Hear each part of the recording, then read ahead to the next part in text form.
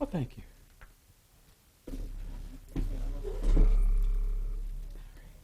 All right.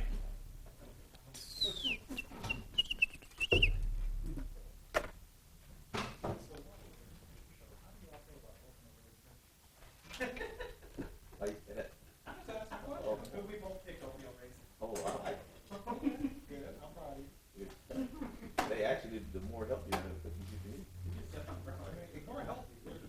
Yeah, What? they good. Them oatmeal cookies. How do you feel about oatmeal raisin cookies in general? I don't like them. Go get me some coconut bonbons. Wait. Who does not like oatmeal raisin? No, me. That's the best cookie ever. No. The raisins get stale too quick.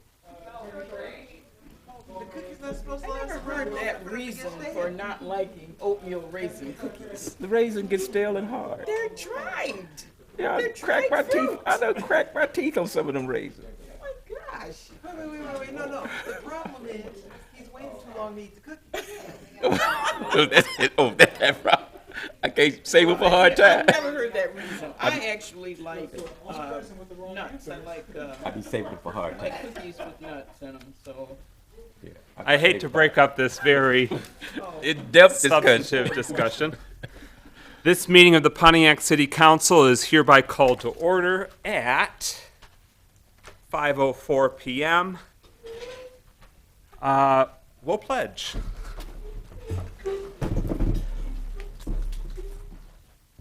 I pledge allegiance To the flag of the United States of America and to the republic for which it stands, one nation, under God, indivisible, with liberty and justice for all. Roll call, Clerk Grandison.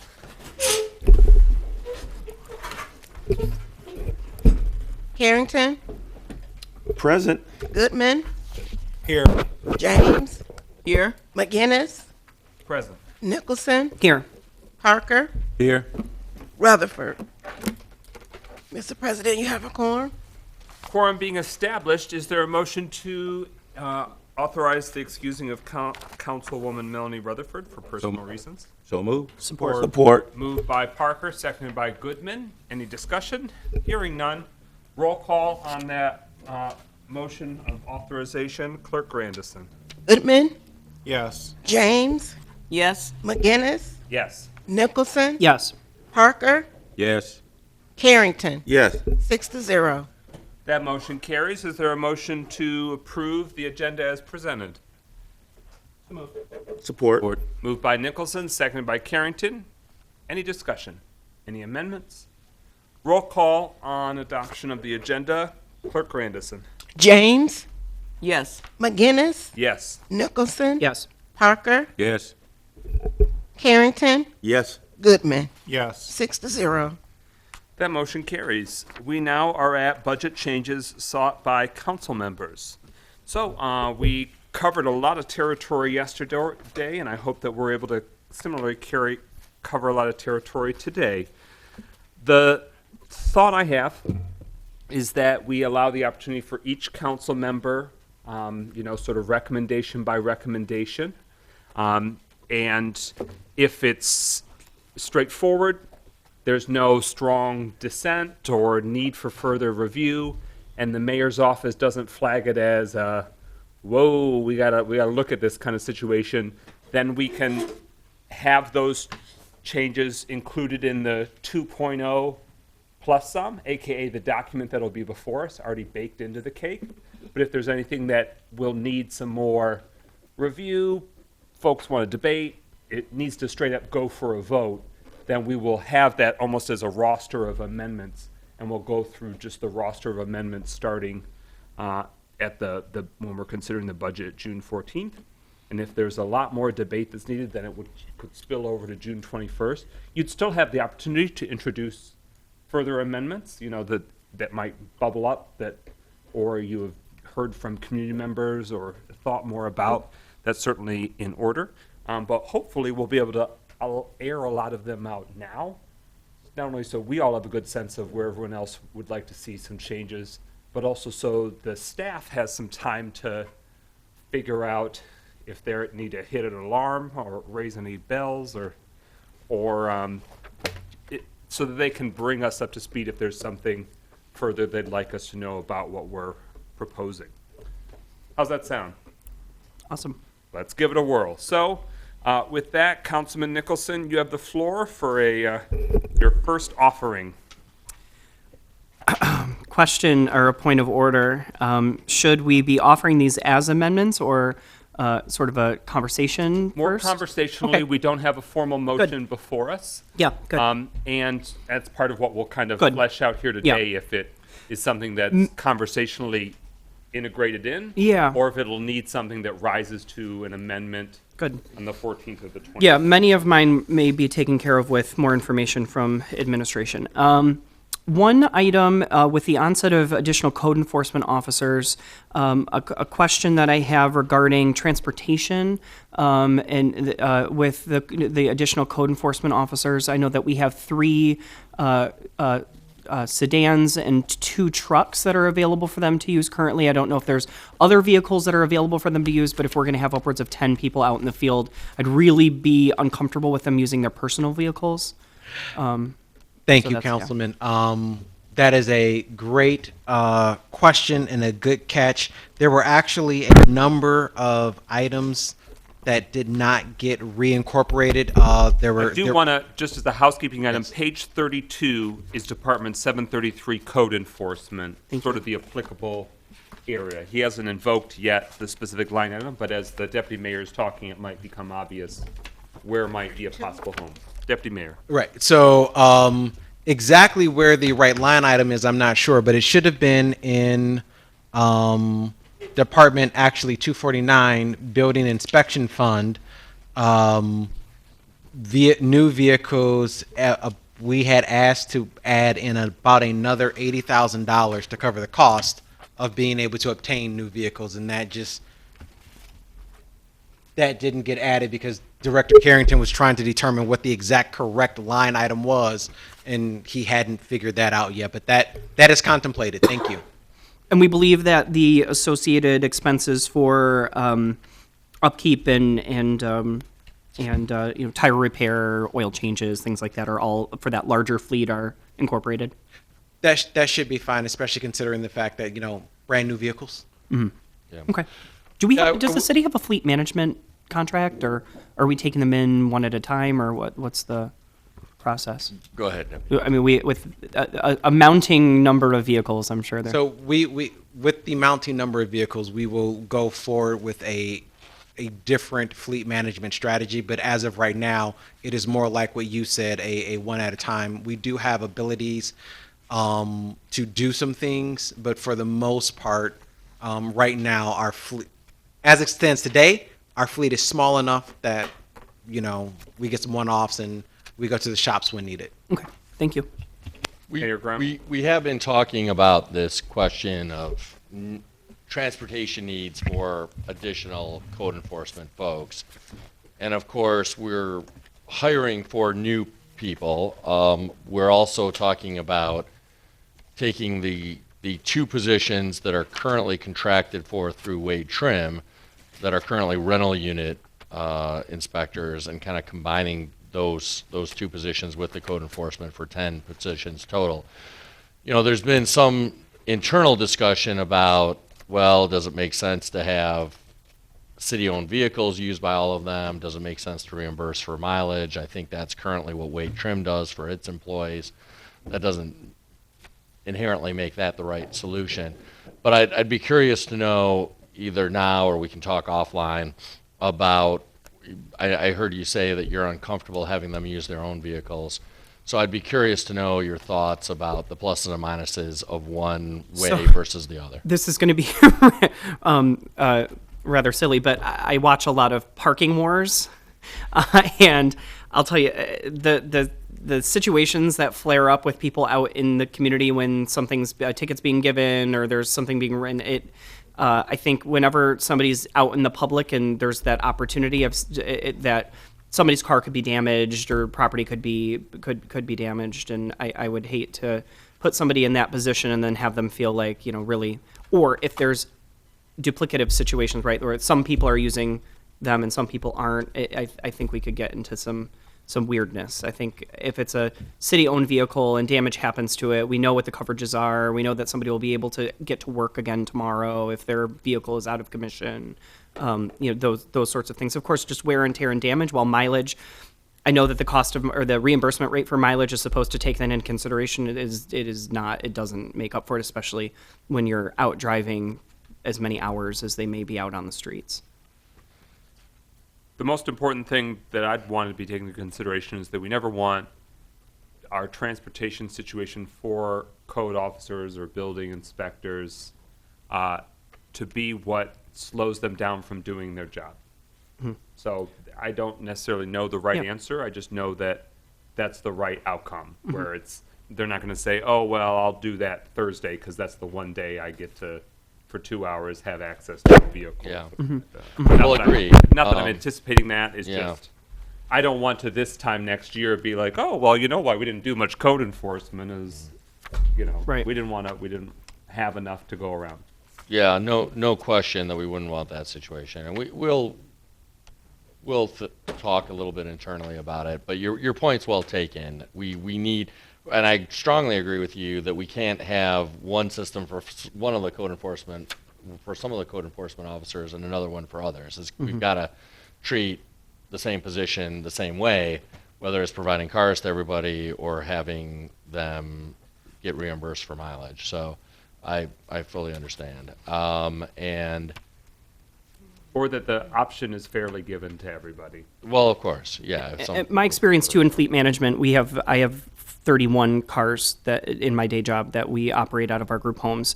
And in Enterprise is our fleet manager. Enterprise Rental Cars has a fleet management program where we key in all of the information. They tell us, next week is when this car should be serviced for the following things. And but then also, if there was ever a time where there was reimbursement for gas and things like that, if it's managed between the same vehicle and there's a mileage and the key card for the gas, a lot of times that's something that we do through Enterprise is the vehicle maintenance management. It has significantly reduced costs for us, and we're able to know for sure, okay, this car went in these directions.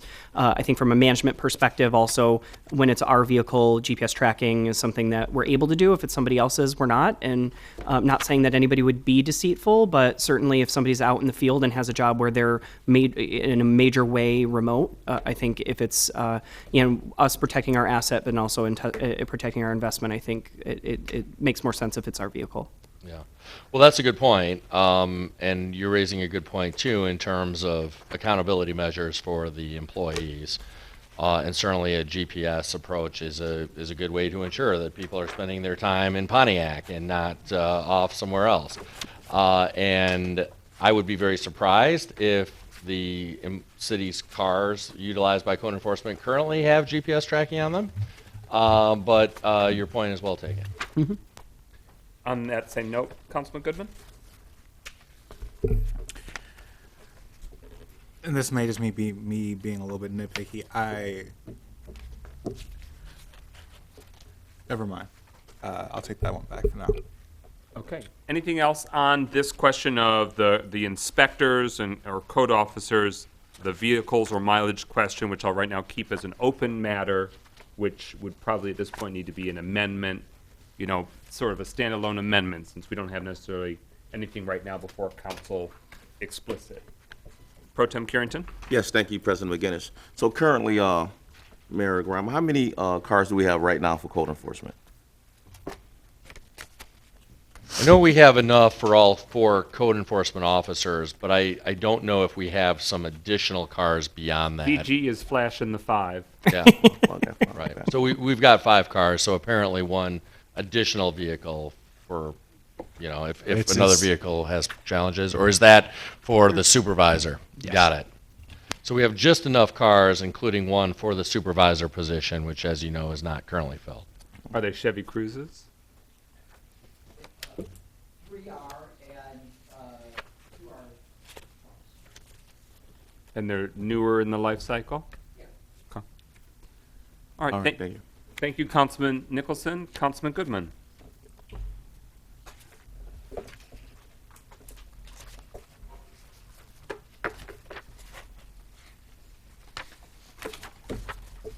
So the first one that I have, I'll get out the way, is for actually line item 101, 101, 101, 808, 101. So in the city council? Correct.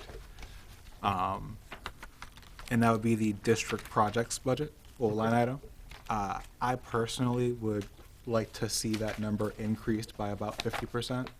I feel that when most of us came in, we did not have the time or ability to gain traction within our own districts to really do the district projects concept the justice that it deserved, especially before the end of this budget year.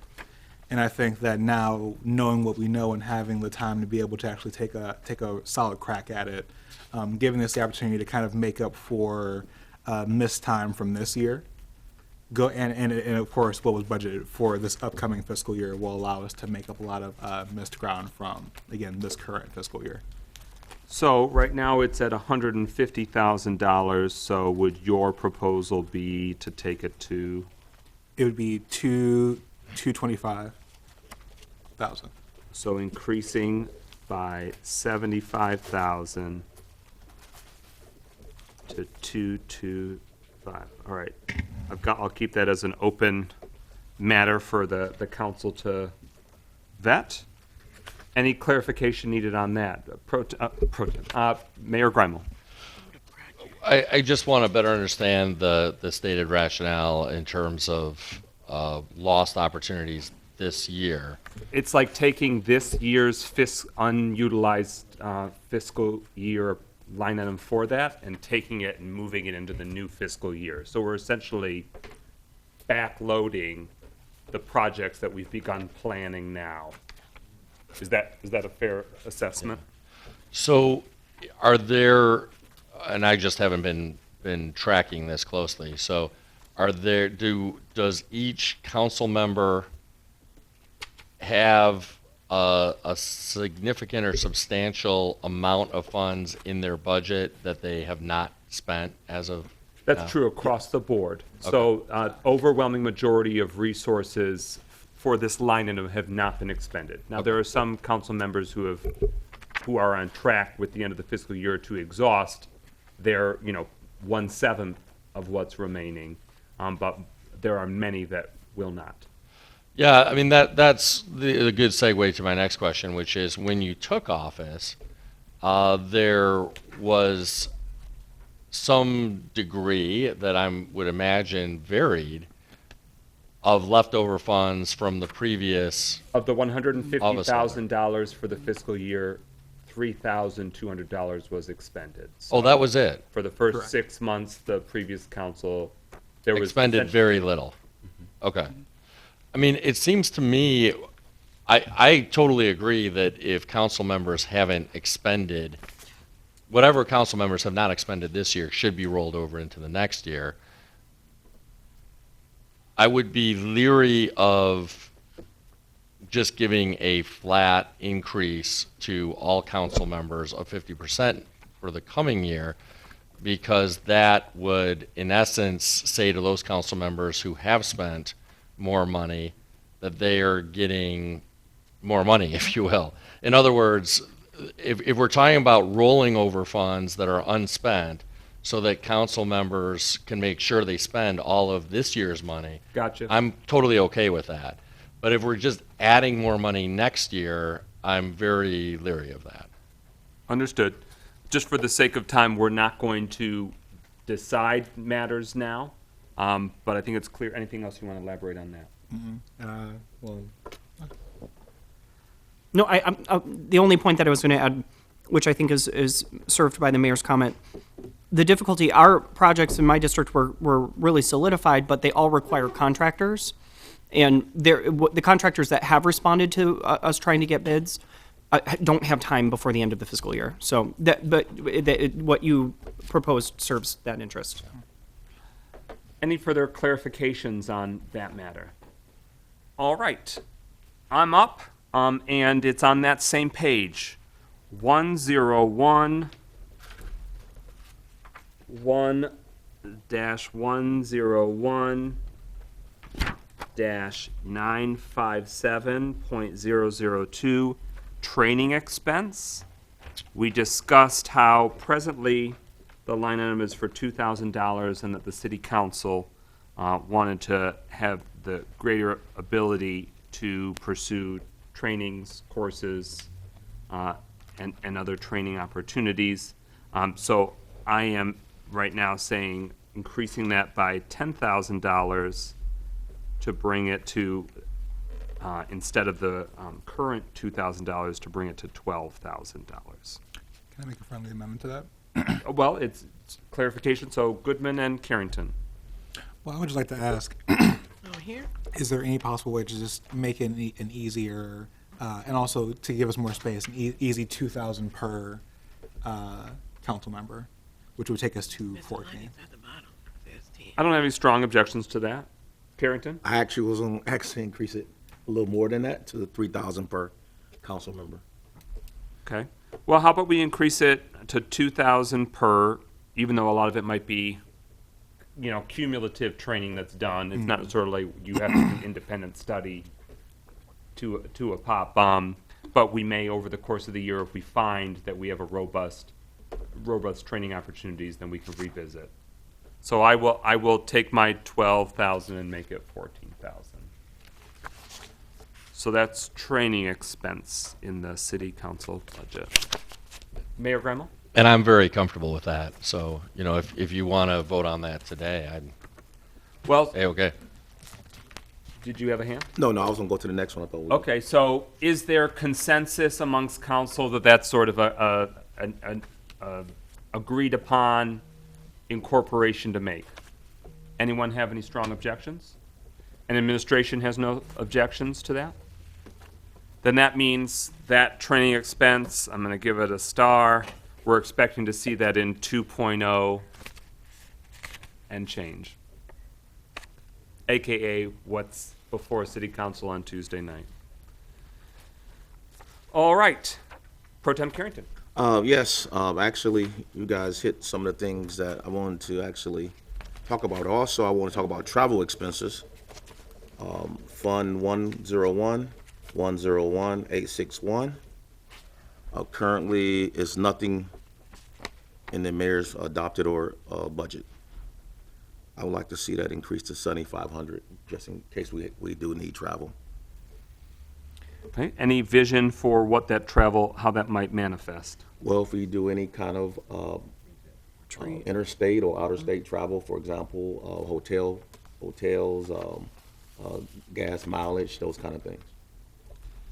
Travel expenses, and that's 101-101-861.000, travel expenses, and you're proposing 7,500. Yes.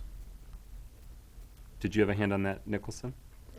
I also wanted to note that if we did a retreat, there would be reimbursement, and we may have to, depending upon the location that's chosen, there may be dollars related to travel there. Understood. Is there GASB requirements as it relates to what can be booked as travel expenses versus what can be booked as training expenses? So let's say there's like a conference. Is there the opportunity where it can be all within training, the associated costs? Mayor Gremmel? Well, I defer to Mr. Carrington or Mr. Bawa when it comes to GASB requirements, but I think you're thinking along the lines that I am. I thought when we had talked about this previously, we had talked about not having a separate line item for travel, but to include that in the training expenses. It's hard, maybe not impossible, but it's hard to think of legitimate reasons to travel, or at least to travel out of state, that would be non-related to training writ large. Going to some sort of conference, for example, is, I would say, a form of training, generally speaking. So I guess I was assuming that the training budget we were discussing of, what, 14,000 now, 2,000 for each council person, would include travel. Carrington? Well, I have no problem with one line item, but the problem is that 2,000 is not enough for travel in training per council person. So we need to either increase training expenses to make sure that it's adequate enough funding for the audit council to do some training. Any finance department professional advice in terms of if you need to delineate between the two, or they could be more? No, so to that question, we certainly, I would say certainly travel that's related to some type of training or conference doesn't have to be broken out. Oftentimes when we say when we utilize the travel, not always, but oftentimes when we utilize the travel, it's when it's just a standalone cost. For example, if you have to go to Lansing for a meeting and you need to get mileage, or when there's no other activity associated with that travel that has a cost associated with it. So in response, I would say we certainly can have the training include any related travel cost, because we oftentimes don't have to break it out. We can just include that, along with that for. So there's no material concerns about the associated travel expenses with training? No, and conferences? If it's a conference, we can wrap the fees for attending the conference, the hotel, that can all be. And in the rare circumstance, if there is need to be some, like to defray the cost of having to make a meeting in Lansing, I would think that would be a very legitimate miscellaneous expense. So I don't have any objections to taking what we talked about before, training expenses, to incorporate now, instead of 14,000, it'd be 21,000, 3,000 per, to cover that angle. 21,000. So I'm gonna nix the repopulation of travel expense out. Councilman Goodman? Nope. Okay. You fixed it. So. All right. So it sounds like that reflected your sentiment. Did that cover it, Councilman Pro Tem? Yes, I got one more. Oh, you don't get to do it yet. Oh, okay. Councilwoman James, you're up for one. Okay, my first is on page 53, youth recreation budget. And if you would take one and pass them down. All of this one? Which page is it? Well, they're 53? packages. The whole package is one. Yeah. So all of this. Yeah. I'll pass mine down. Who got Okay, this? they're going down. Oh, some need to go that way? Do we have any more? Yes. Okay. Did you get it? All right, you got it.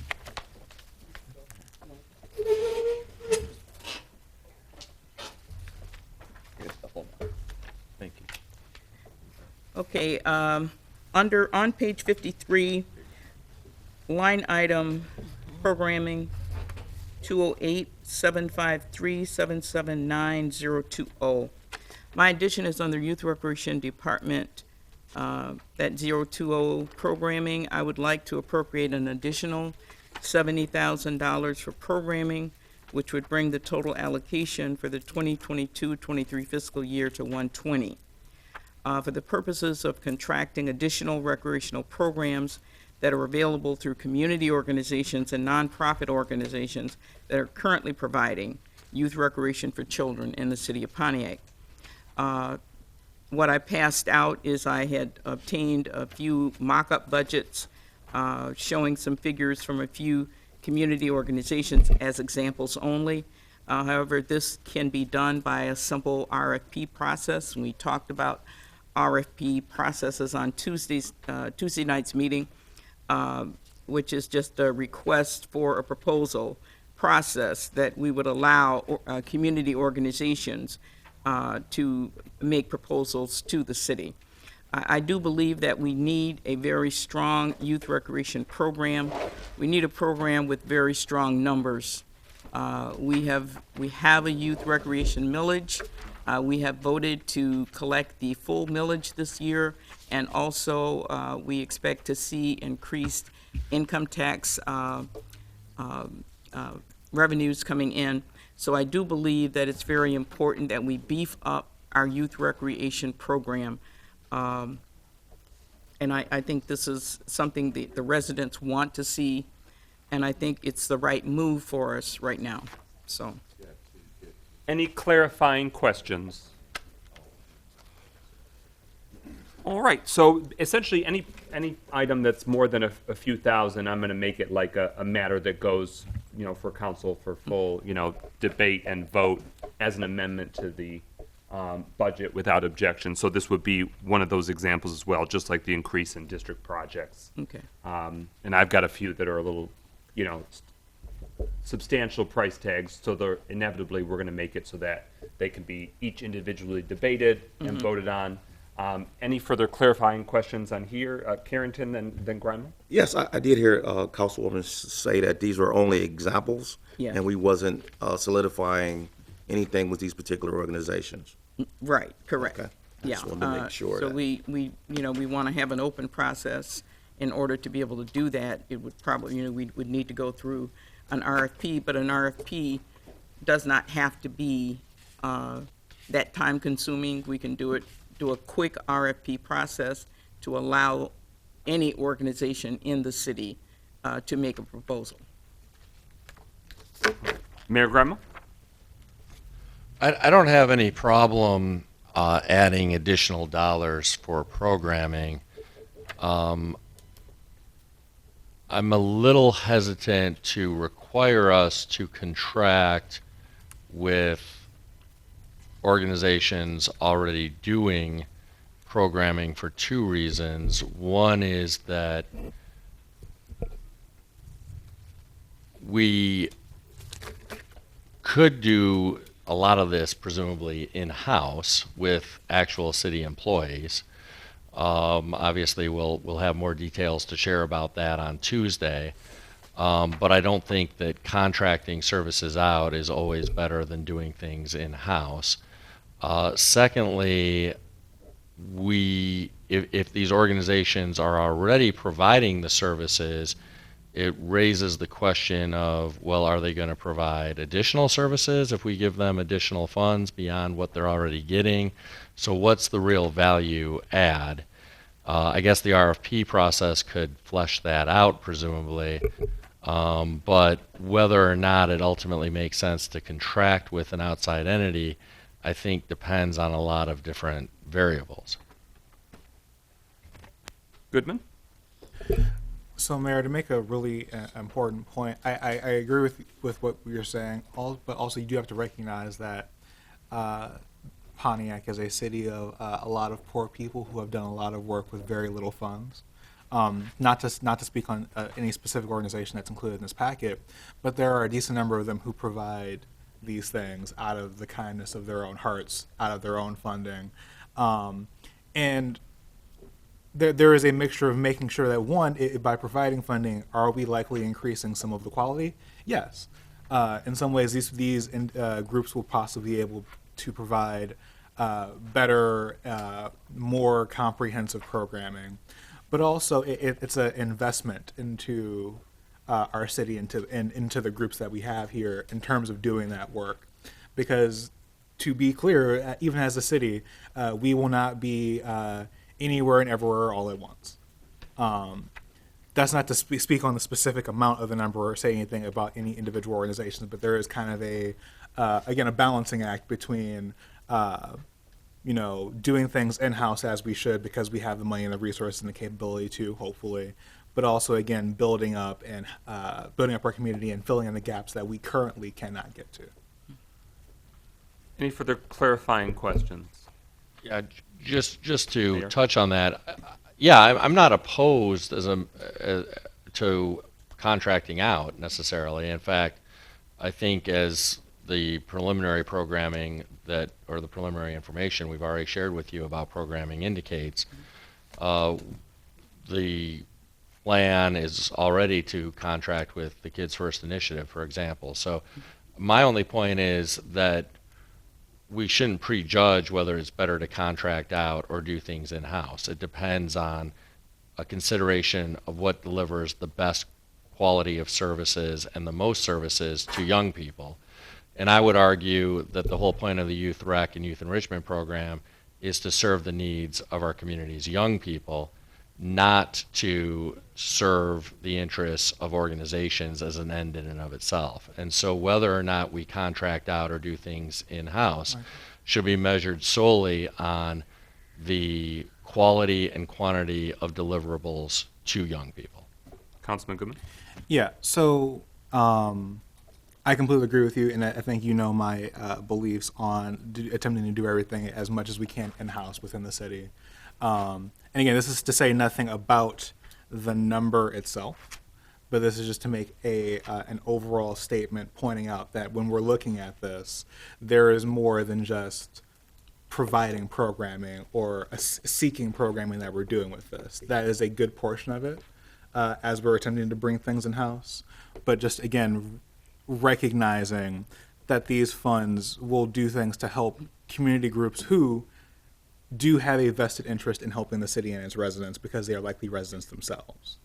So it's just, again, making sure that when we look at this and we're thinking about this number, again, not saying anything about the number itself, that there is impact that this money has in terms of our youth, in terms of youth programming, and in terms of the community groups who are homegrown, who can, again, help the city in a way that we may not be able to do ourselves. So it's just making an overall statement about the line item itself and the increase in the way that those funds can be used. Councilwoman James? Yeah, I would agree with Councilman. Oh my gosh. The good man. With Councilman Goodman, in that it's a win-win, I think, for all the way around, because it can only strengthen what we what we want to do. It can only strengthen it. And we're a city that much of what services we provide to our residents are contracted out. We are dependent upon outside people, and we have no problem with understanding that where we need to contract with someone to be able to provide a service to our residents. We fully understand that, and there's no problem. And I don't think that there's any here. We want the strongest program that we can possibly have for our kids. And that means, being able to engage as many Pontiac residents, as many children as we can. I agree with the mayor completely. We want the program to benefit Pontiac children. But we have to recognize that many, many children in Pontiac are receiving recreational services from our community groups. And to me, it just makes sense to partner with those groups to be able to strengthen our own program as we go forward, ramping up our program. And this, the reason for the allocation is to put us in that position where we can partner with our community groups who are already doing it, who have the numbers, and partner with them so that we have, as a city, the most maximized youth recreation program that we can possibly have. And to me, I think that's going to take a marriage between, community groups as well as what we are working to put together. Any further clarifying questions? So I'm at page 53 under Department 756 Recreation Facility.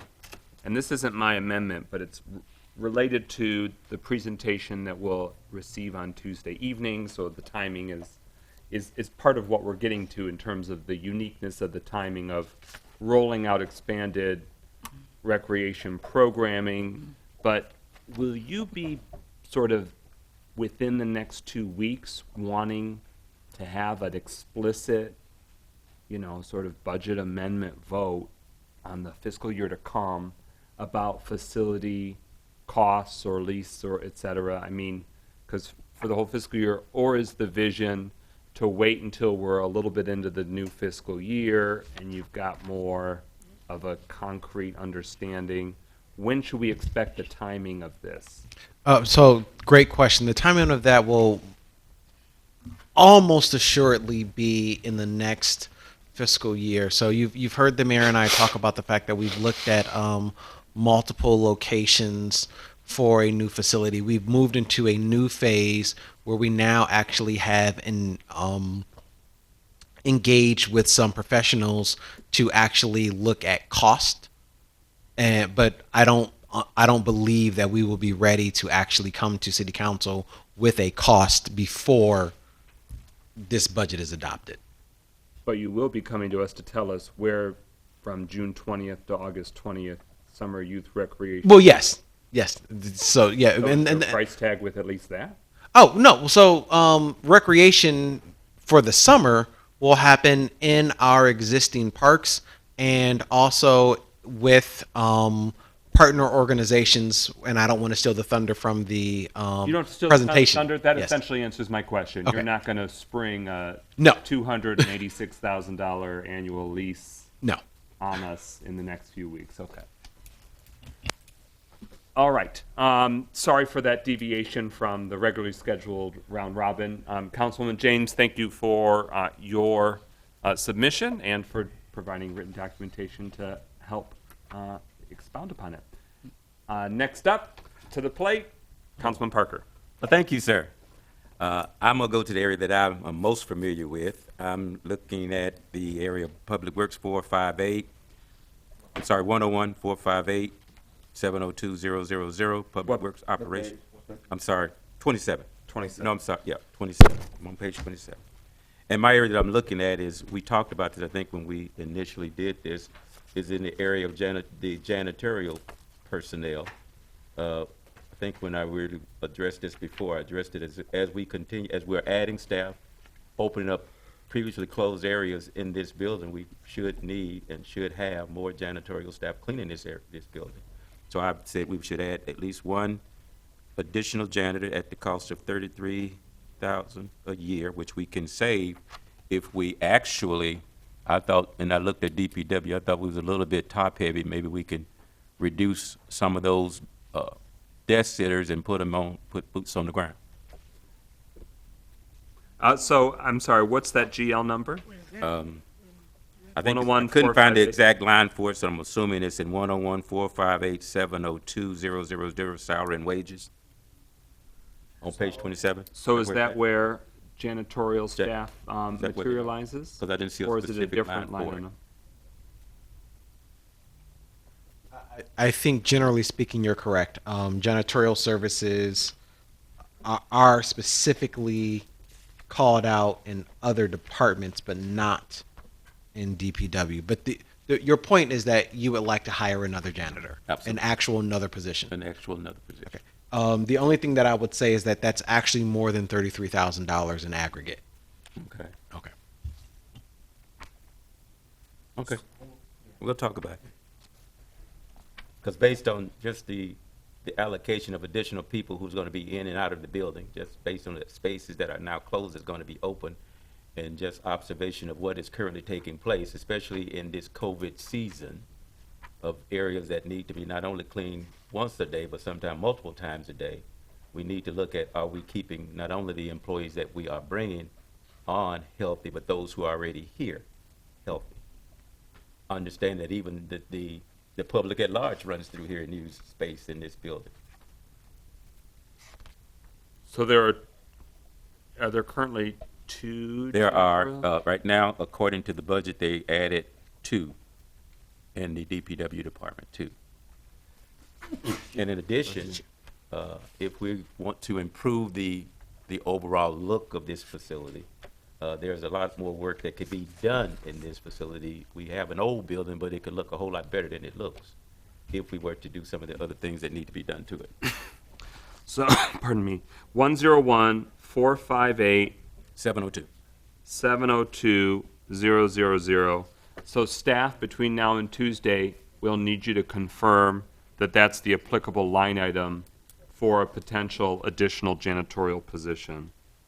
Thank you. Salaries. And I figured it at the base salary of just what was listed in the book, I believe, 33.1 for the late general labor, 33.4. Let's think. But I would think you would probably add at least another 25-30% for SV, for benefits, if we gave them a full-time position. So that could take it up to 290.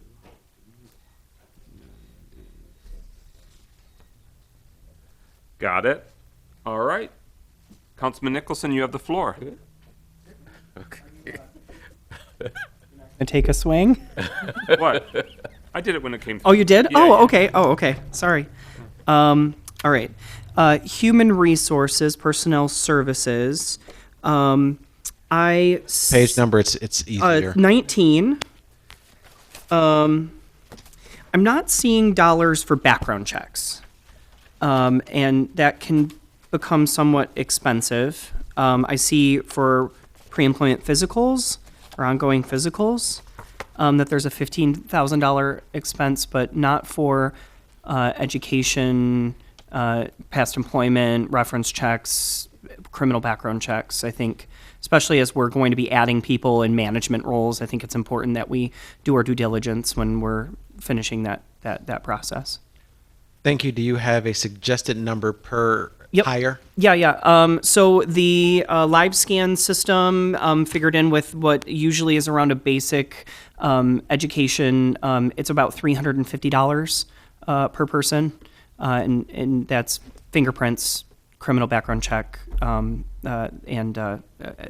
education and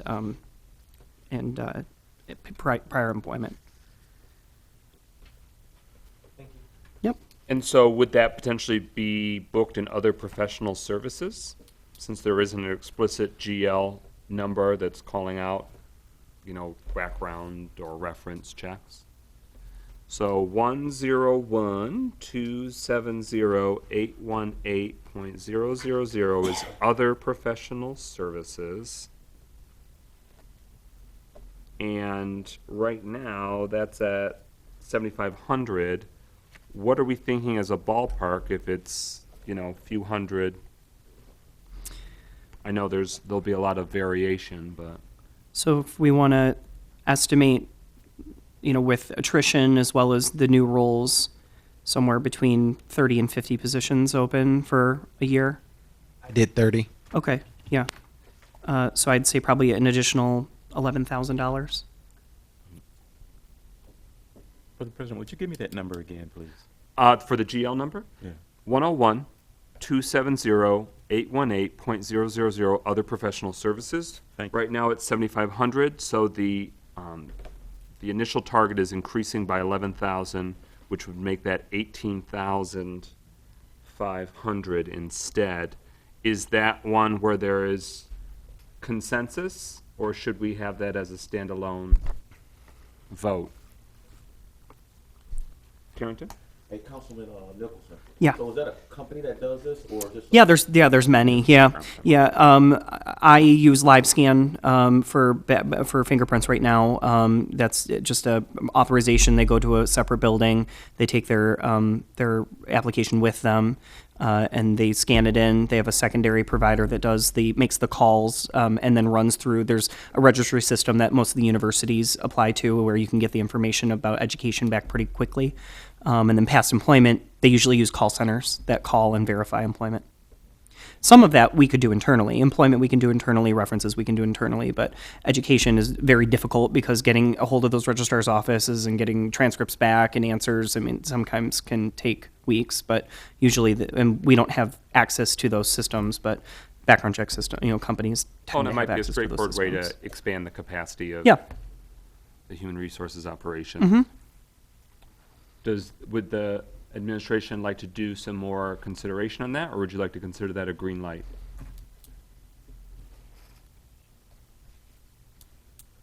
Yeah, I'm fine with that. In terms of adding dollars for the background checks, yeah, that's fine.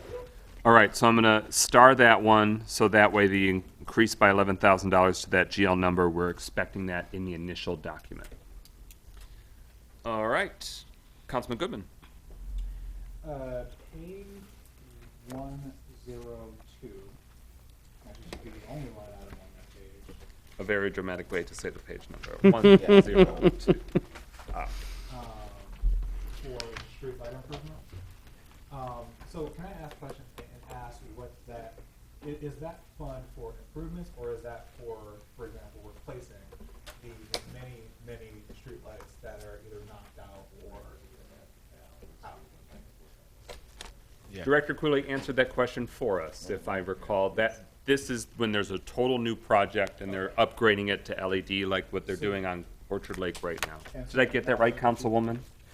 Does that sound right to you, that the street light improvements and street lighting, that was the new one, or am I conflating that with another one? It's okay if you don't have that answer. That's what I recall as well. Okay, so for right now, I'll move down that one. If I find the correct line I'm looking for, I'll go to the other one that I have in front of me. Okay. That's the same, it's page 35, isn't it? The, no, street light, I had a note on that. Well, I didn't write the page down, but That's perks. it's Department 445. Yeah, this is the whole debate between streetlight repairs versus streetlight improvements. Right.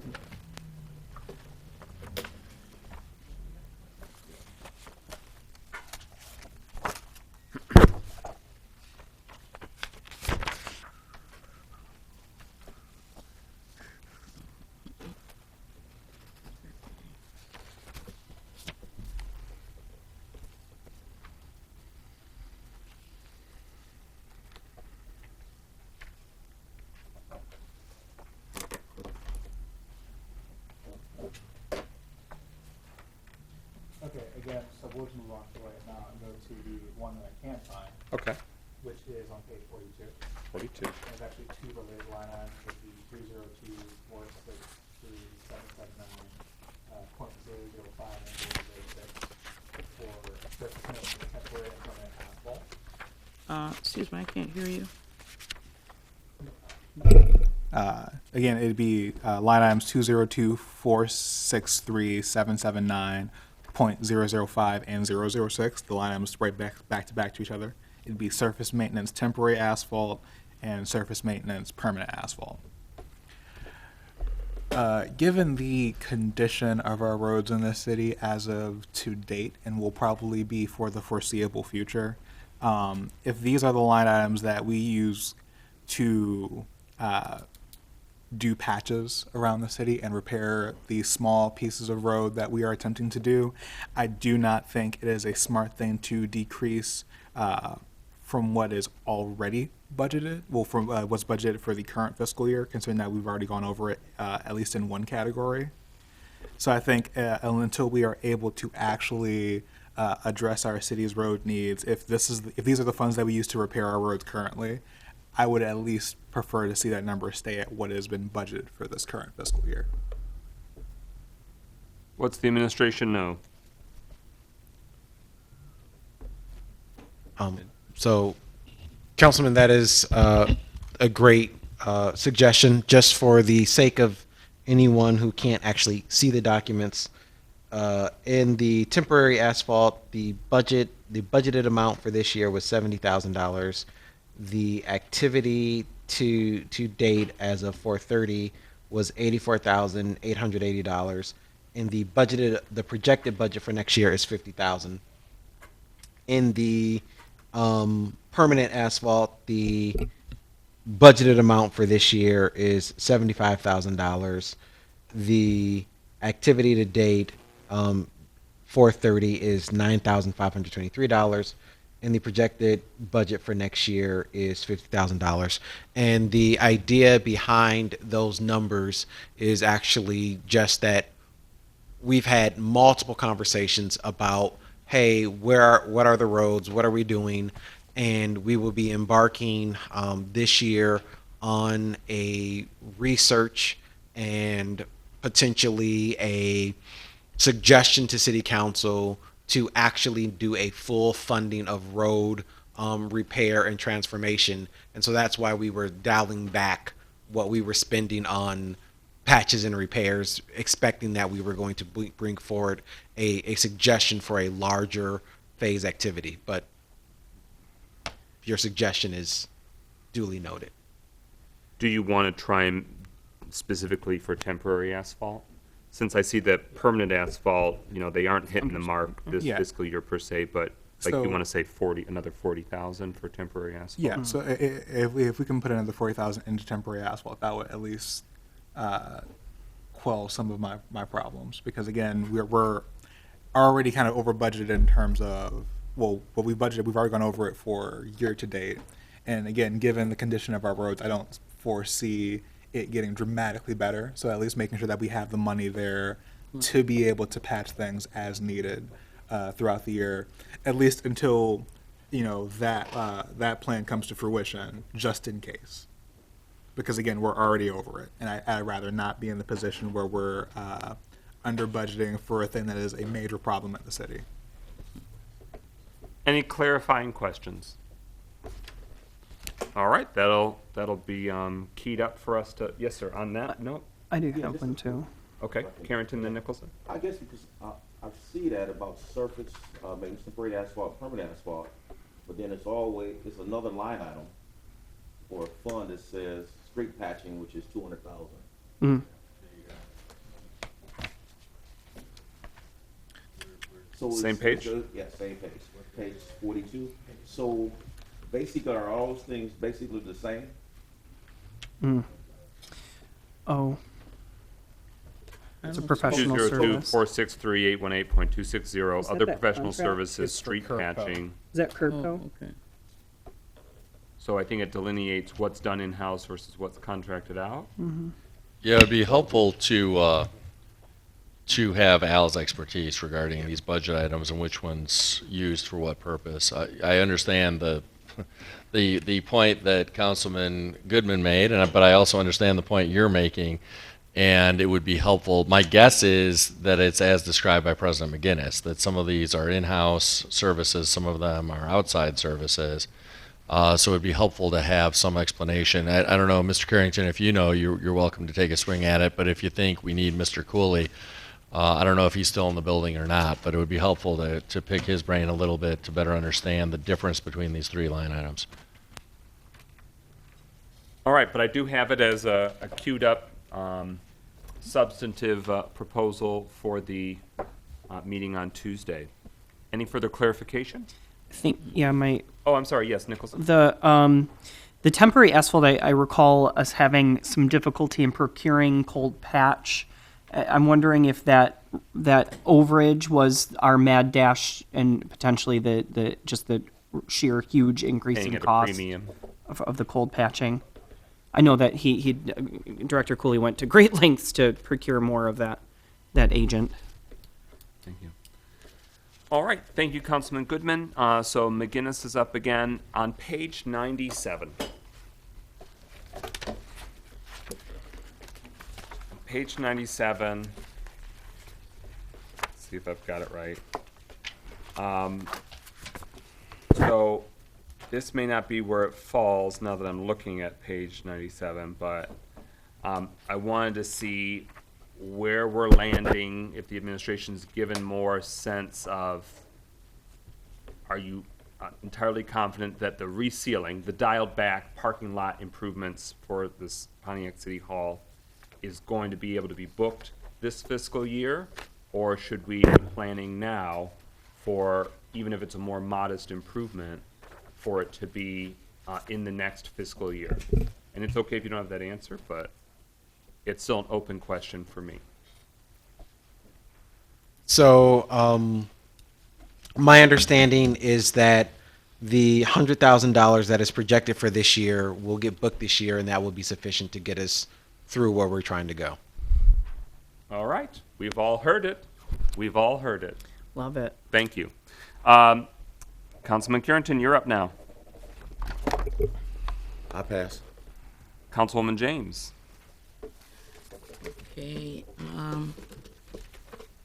my second item is on page 35. And again, if you could pass these.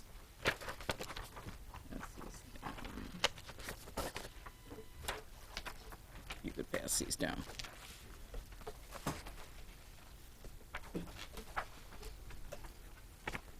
Take one and pass it around. Page 35 is the Parks Ground Maintenance budget. And I'm asking that we put a line item in this section for the Clinton River Trail. As you can see from the handout, this is one of the benefits that we had from our joint meeting with the Clinton River, our joint meeting with the Auburn Hills City Council, is that in the private discussions that we were having with those council members, this came up, and one of them did provide me with a copy of the memorandum of understanding that was signed by our mayor at that time, Mayor Payne. The date is 3/29/04, and it clearly says that each municipality has the responsibility for maintaining those trails. Pontiac recently, the previous council approved a $600,000 upgrade to that trail that was done by Friends of Clinton River Trail, as well as a $10,000 match that came from the city of Pontiac. And that trail is expected to reopen around the 4th of July this year. So maintenance we will need to look at a basic maintenance plan for the Clinton River Trail, if it's nothing more than just understanding what the needs will be as far as grass cutting and that kind of thing. So I am asking for a line item for the 2022-23 budget for the Clinton River Trail maintenance. Now, I'm not asking for a specific allocation. I think we need to put something there. If it's only $5,000, at least for the first time since this memorandum of understanding really was signed, we will plan to maintain that trail. And if we don't get it in our budget as a line item, the possibility of that happening is probably not going to happen. I would like to see it as a line item in the budget, and I'll let you decide how much you want to put there, but there will be some needs for maintenance for 2022-23 fiscal year. And so you're seeing the value in part of having it be an explicit GL number. Yes. Sort of Yes. creating some real estate here in our annual budget. Yes. And this is the first toe in the water for it. Because it's never happened before, and if we don't put this marker there, the chances of it happening, we're going to have a lot of visitors on that trail this summer, and what we don't want is for people to be, late in the summer and the grass is overgrown and people are coming in saying, hey, who's going to cut the grass? Who's going to do this? We want to be proactive. Now that we've got this beautiful upgrade coming in, we want to be proactive. We want to plan to continue to maintain that trail to the highest standard. So, Thank you. Mayor Grimal? Well, Councilwoman James is absolutely right about the importance of maintaining the Clinton River Trail. My concern is that the Clinton River Trail is a linear park, and if we start delineating individual parks separately in the budget, I'm concerned about the precedent that sets, because I don't know why we would select the linear park of the Clinton River Trail, but not single out Bodette Park or Galloway Lake Park or Hawthorne Park. And so I'm concerned about the underlying principle of selecting some parks or one park to identify with their own line item budget and not other parks. And I don't think we want to get into the habit of singling out all of the parks as their separate line items, because it's important for staff to maintain flexibility in terms of shifting money between different parks as needed, based on individual needs as they come up throughout the year. So, either Clinton River Trail is a linear park like the other parks, or it's not, but I don't know why we would separate out maintenance from one park versus other parks. Just to clarify, Councilman James, would there be any material objection to it being a line item that says trails maintenance? Yeah, that would be okay as well. Or you could say linear trails maintenance. There is a difference in the maintenance for the trail as opposed to the other parks. Because the resurfacing, of course, that resurfacing is way down the line, but there are different needs for the trails. And because we have not really taken on that responsibility, we really haven't we've never really had I won't say never, but we haven't in recent years had any staff in any of the parks. And so, again, it's trying to do what is right for us now. Linear parks, this is the first time they have been a part of our Parks and Rec master plan. And the reason why that trail was added as a linear park was because there was no plan, there was no maintenance of the trail. And since we were at least cutting the grass and emptying the trash in the parks, it was decided to identify the trails as parks so that they would get the same attention, at least, as the parks are getting. But I think that there's no reason why we can't separate out whether Clinton River Trail or just call it linear trail or linear park maintenance. That would be, as long as we get a line item that says we are going to take on the responsibility for maintaining this trail. We're going to have a plan, and we're going to be looking at what it takes to maintain the Clinton River Trail. Pro Tem Carrington, and then Mayor Grimal. Just a few questions. Actually, I understand where Councilman James's perspective, as well as what the mayor is saying as well.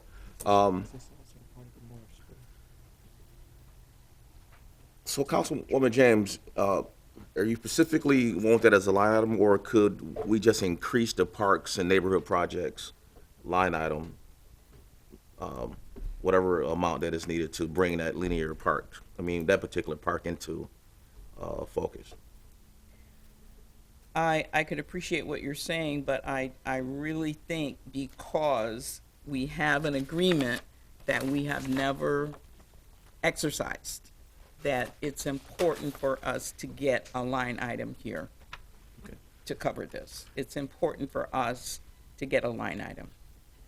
And my other question, I'm glad you brought this up. Do you know if this ever been redone? Usually memorandums of agreements are for 1 year. Have these cities incorporated this? Not to my knowledge. Okay. But all the other cities, are doing their own maintenance. Anything further, Pro Tem Mayor Grimal?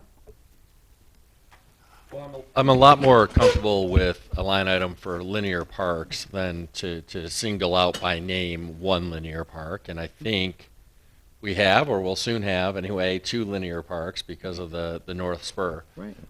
So I'm a lot more comfortable with that approach than identifying one area as a standalone area. I would note that, the fundamentals of maintenance on the Clinton River Trail are really no different than the fundamentals of maintenance in the parks. We have parking lots in the parks that need resurfacing, just as the Clinton River Trail needs resurfacing. We have grass to be cut in the parks, just as we have grass in the Clinton River Trail that needs to be cut. So anything that one can think of in terms of maintenance on the Clinton River Trail is also needed in all of our parks. So I agree with Councilwoman James's observation that in the past, the city has neglected maintenance in the Clinton River Trail. Of course, the city's neglected maintenance in the parks, but the city has neglected maintenance in the Clinton River Trail even more so than in other parks, because I don't know that the city did anything on the Clinton River Trail ever. And so I do appreciate where Councilwoman James is coming from in terms of wanting to express on the part of council, but on the part of the city, that we are committed to maintaining the linear parks. And so with that spirit in mind, I'm fine adding a line item that says linear parks. Okay. And also think about it from this operational perspective. It allows city council to assess and monitor whether that action is being done. We can assess it through the practical review of the linear parks trails, or we can also see if the funds are expended throughout the fiscal year as well. Right. Look, I'm thinking more prospectively, right? Like as we're making more substantial trails improvements, things like that. Yeah. Deputy Mayor Stevens. And so this is not necessarily a reason to not go forward in this vein. This is just a eyes wide open. As we create a separate line item for trails and linear parks versus parks in general, one, you need to fund each individual line item, but two, to something that the mayor said earlier, as we go down the line, it is quite probable that we will end up making one or more budget amendments, moving funds from linear parks to parks or from parks to linear parks to account for wherever the actual need is. Just a FYI, this is the situation that we are creating for ourselves. What if it's stating linear parks improvements? So it's less of a matter of, are we making it a logistical hurdle for maintenance of who's paying what mower, what, but in terms of the trails improvements? Well, I understand the distinction, I think, but I think that means that, we can put a line item there and we can even put some money in that line item, but I don't think we're likely, based on the, well, this is old, isn't it? What I'm looking at, because this is from 2004. So I guess I don't know the answer offhand, but I don't think, given that there's already this fund established to make big improvements this year to the Clinton River Trail, I don't think the city would be likely this coming fiscal year to make improvements, quote unquote, as opposed to routine maintenance. Now, we could, of course, put money in a fund for improvements to sort of squirrel away some money and save it for future improvement needs, and that might not be a bad idea in general, as sort of a way to fund depreciation and future improvement needs. But I think we're not really going to be expending money on improvements this coming year versus maintenance. Because in part, the contribution that the city made to the big improvements being made, that was handled by a granting entity. They pitched. That's right. I don't think the city proper put in any money into that. I don't think. 10,000. Oh, 10,000, forgive me. Okay. 10,000 match. So yes, so the city did put in money, a relatively small amount, but the total pot of money is funding the entirety of the improvements. And that expenditure by the city, I believe, was already made this current fiscal year and past fiscal years. Councilman Goodman on the trails. In a normal city, in a normal context, how would let's say that we were talking about the parks in terms of funding and improvements, how would that normally be laid out separate of doing a line item for every single one? Like, how would the city go about deciding the plan for funding for individual parks or types of parks? Would that be something that is in the master plan, or is that something that, like, is there any way of actually like making sure that there is some plan or concerted effort to make sure on a city format that we're putting money in a particular direction? Well, there are two aspects to that, of course. There are improvements and there's maintenance. The short answer is we have a master plan that delineates what improvements we want to see, but it does not assign a dollar amount to those improvements, and that makes sense that it wouldn't do that because that dollar amount will bounce around. So What about a percentage? well, I'm getting to this. So the city did not do any assessment of costs for these improvements. However, just recently we've asked Donovan in planning to start putting dollar assessments to those improvements. So the city is working on actually assigning dollar amounts to slated improvements in the parks. And that, of course, is the first step in terms of coming up with whether it's a percentage or an actual dollar amount or anything. So we are working on that, and Mr. Smith in planning is the person who's spearheading those efforts. When it comes to maintenance, we really should come up with some estimates along those lines as well. We don't currently have estimates because the contract for mowing, for example, just says, hey, this is the cost to mow in all the parks this number of times per month or week. So I'll defer to Deputy Mayor Stevens about how most cities do it, but I did just want to emphasize that Mr. Smith is working on the cost of improvements for all of the parks based on what's prescribed by the master plan.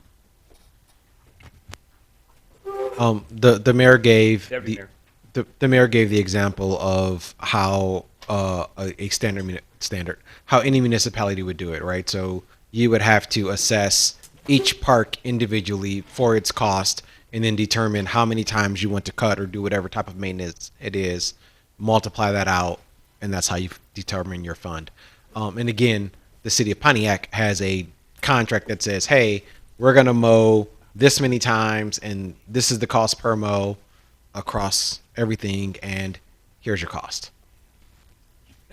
And again, that is focused on the cost of mowing. That doesn't include the cost of wood chipping and the other maintenance activities. So let's say that, you know, with the new administration and with us doing a concerted effort to take care and maintain our city and keep track of all these records, would it be safe to say that going down the line, it would be somewhat possible in a master plan as up to date to say, after going through all this, hey, the standard amount for, you know, each fiscal year when it comes to the park budget is that 15, or let's say random number, 15% goes into linear parks and trails. So would it be safe to say that we could do that once we get all of our ducks in a row and figure out where everything is? Yes, that would be very reasonable. Okay, so that was more the question I was going towards, where it was like, how would we best go about making sure that there is some kind of planned out way for the city to kind of maintain putting money in a specific direction. That way we're not having to specifically carve out a specific line item for it, and maybe possibly looping that into, hey, if the city is following said master plan, then inside the master plan it's listed out right here that that's where a certain percentage of this money is going. Does that make sense? Okay. So, in a fully functioning, fully staffed municipality, there would be a leader, a departmental or project leader who's helping run point on maintenance improvements, sort of emerging needs, and would be assessing where are the funding opportunities, what buckets can what come from. They're on it, they're pushing the different other departments to fulfill the needs that they have, they're planning. Does the reorganization that you're proposing for the recreation department, would we be expecting too much for them to have that? Are the leadership expectations there for them to be in the driver's seat as it relates to our parks and recreation? Will that give us enough capacity to be making strategic decisions, or are they really going to be, playing catch up on just at least being a point person and helping improve and repair some of the parks, some of the time? I mean, we got a lot. We got a lot of land that's park land. So I'm just thinking about, do you think this reorganization and the staffing structure you're proposing is adequate? So yes, and yes. So yes, we believe that the new staff is going to be playing catch up. Yes, however, we also believe that what we are asking the new staff to do, beyond just catching up on the years of neglect, is to actually take the strategic, the parks master plan that we have, and to say, we have this plan, we've never tried to actualize it, and in order to actualize it, this is what you need to do. And so that this is what you need to do gets into what you just said about being strategic about, all right, how much does it actually cost to maintain each individual, not just this blanket number, but really, how much does Murphy Park cost? How much does it cost to maintain this section of the Clinton River Trail? And, how far out are we looking before we need to do not just maintenance, but actual large scale repair and replacement? We believe that the position that we are looking to hire, especially in this first year, that is the sum total of what we are actually expecting them to do. And then looking into next year, we're actually expecting more than just planning, but actual delivery of services. So now we've looked at it, we've taken the master plan, we've put dollars to that, and we have prioritized which areas we should spend the dollars in first, and now they're actually going in and spending those dollars. And since we're on page 35, a clarifying question: how should we anticipate parks and neighborhood projects, that $50,000, 101-818-808.000? What's the practical manifestation of that? What will that mean? Or what has it meant? Give me that line item again. Yeah, it's on page 35, 101-818-808.000, parks and neighborhood projects. 50,000 was earmarked for the present fiscal year. 50,000 is what's proposed to continue again. And again, I'm receptive to that because I like parks. I like park projects. I like neighborhoods, and I like neighborhood projects. Those are priorities for me and the city council. I'm just curious what the administration's vision is for how should we see that implemented. So that is to say, again, we have this parks master plan. $50,000 is nowhere near enough money to actually do that. But $50,000 is making a commitment to say we're going to be able to do some enhancements. We're going to be able to do some enhancements. That it's essentially going to be staff driven. We're not talking about another kind of put out a call and residents are going to. No. This is not putting out a call. This is staff driven for looking at the parks master plan. But additionally, it's not just to say, hey, here's $50,000, go buy $50,000 worth of trees. It's, hey, here is our commitment to implementing that plan. And so if you can find a grant that if you throw in $10,000, Right. they'll throw in 80. It is a commitment to being able to do something. Got it. And we really did deviate on, Councilwoman James has thoroughly introduced her concept for the trails. Councilwoman James and then Mayor Grimel. I want to make a point quickly, I'm though, sorry. that the live feed has cut out. Okay. We are not feeding live. Councilwoman James, then Mayor Grimel. Yeah, I just wanted to comment on Deputy Mayor Kelfani's Stevens' comments. I also agree that the plan that the administration has put forward in terms of the organization, the reorganization, these new positions that are being brought on are going to be, game changers. Because first of all, under recreation, he has separated out these two areas of recreation and parks. And so, so we've got youth recreation, and now we will actually, once this position is filled, have a parks manager. So we'll have a point of contact of a person whose total job is to be familiar with every park in this city and to get to that level of detail that Councilman Goodman was talking about. So I really do think the plan is there. We've got to get the positions filled, but all of that is not going to happen today. And so much of what I've talked about is this incremental steps that we've got to take to get us to where we need to be. But I definitely am very happy to see the plan for the reorganization. I think it will work, and I think it's definitely exactly what we need. So I concur with what he said.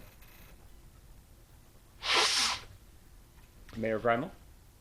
Well, I don't want to prematurely change the conversation, so I defer to you, President McGinnis, about the timing of this. But I did just want to, I know it's a little belated, but I did want to circle back on this question of the asphalt expenses, Hit and us. patching expenses. So we have been in touch with Al, and so the temporary asphalt is the cold patch to be used in cold weather, and it is just the cost of the material that is bought by us for use either in-house by our own crews or by the contractor. The permanent asphalt is the hot patch, if you will, the normal patch for normal above freezing temperatures. The professional services - street patching is to hire the labor from outside contractors to do some of the patching, whether it's with cold patch or hot patch. Now, the question arises, why are we so over budget this year with the temporary asphalt, the cold patch?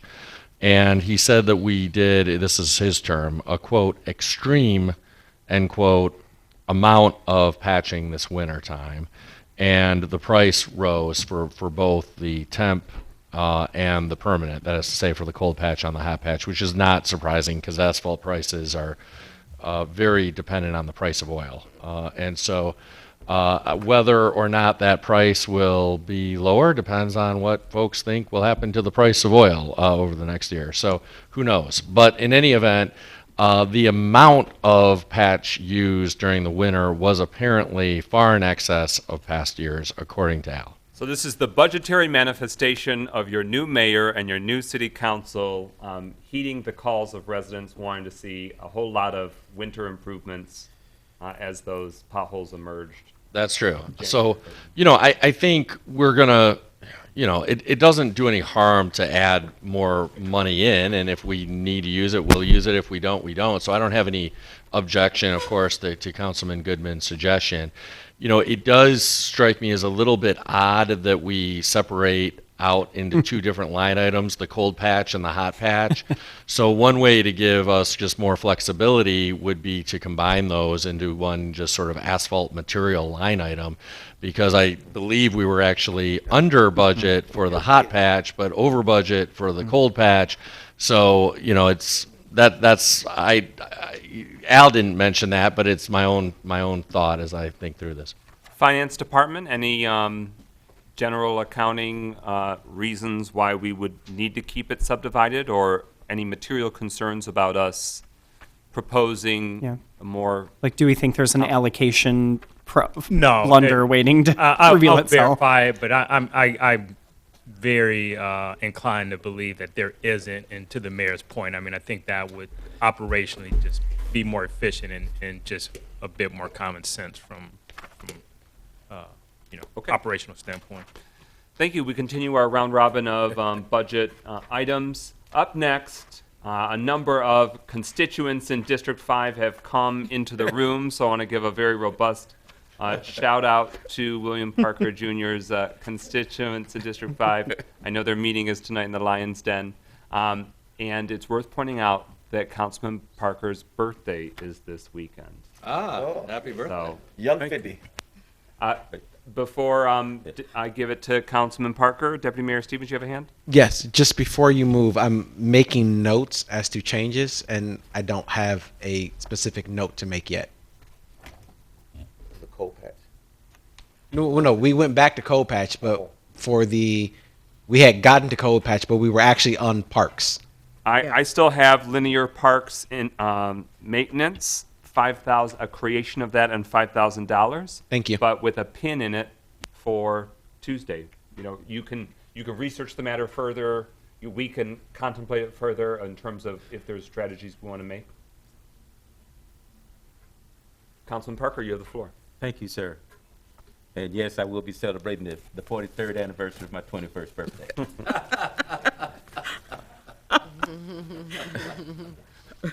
But as I was looking at it, but one of the things that I was listening to Councilman James talk about is, again, Parks and Recs, I think on page 35, she was talking about adding additional, for the linear parks, I thought about the North Spur, the Clinton River piece, some of the other things that we say we want to attack, and I keep hearing them, knowing that we are already starting behind the 8 ball, so to speak, and trying to play catch up. And so maybe what I had suggested, what I would recommend is that we add an additional 2 part-time employees to the Parks and Recs to be able to maintain some of those areas that have been really new to the North Spur, which we talked about, the Clinton River Trail, which we talked about, which was not necessarily included in all that we're doing. But certainly, if they run out of all that other stuff to do, they can certainly keep the drains clean on the streets. So for, on this page 135, 101-818 702. -702.000, Right. salaries and wages. Right. Councilman Parker is proposing that there be 2 additional Part-time. part-time staff members for parks grounds maintenance. And so, any questions or clarifications? I've got the GL number, the description, the adding of, I'll say, what do you want to say, placeholder of $40,000 increase? I had it at 30,000? I had it at 30. 30, okay, so his suggestion comes with a $30,000 price tag increase, which would take it from 300, it would take it to 349,290. All right, so that'll be debated further on Tuesday. Any questions to clarify? Nicholson, then Carrington? I think I looked for the answer to my question about that. In the org chart for DPW, it does stay under grounds and parks foreman.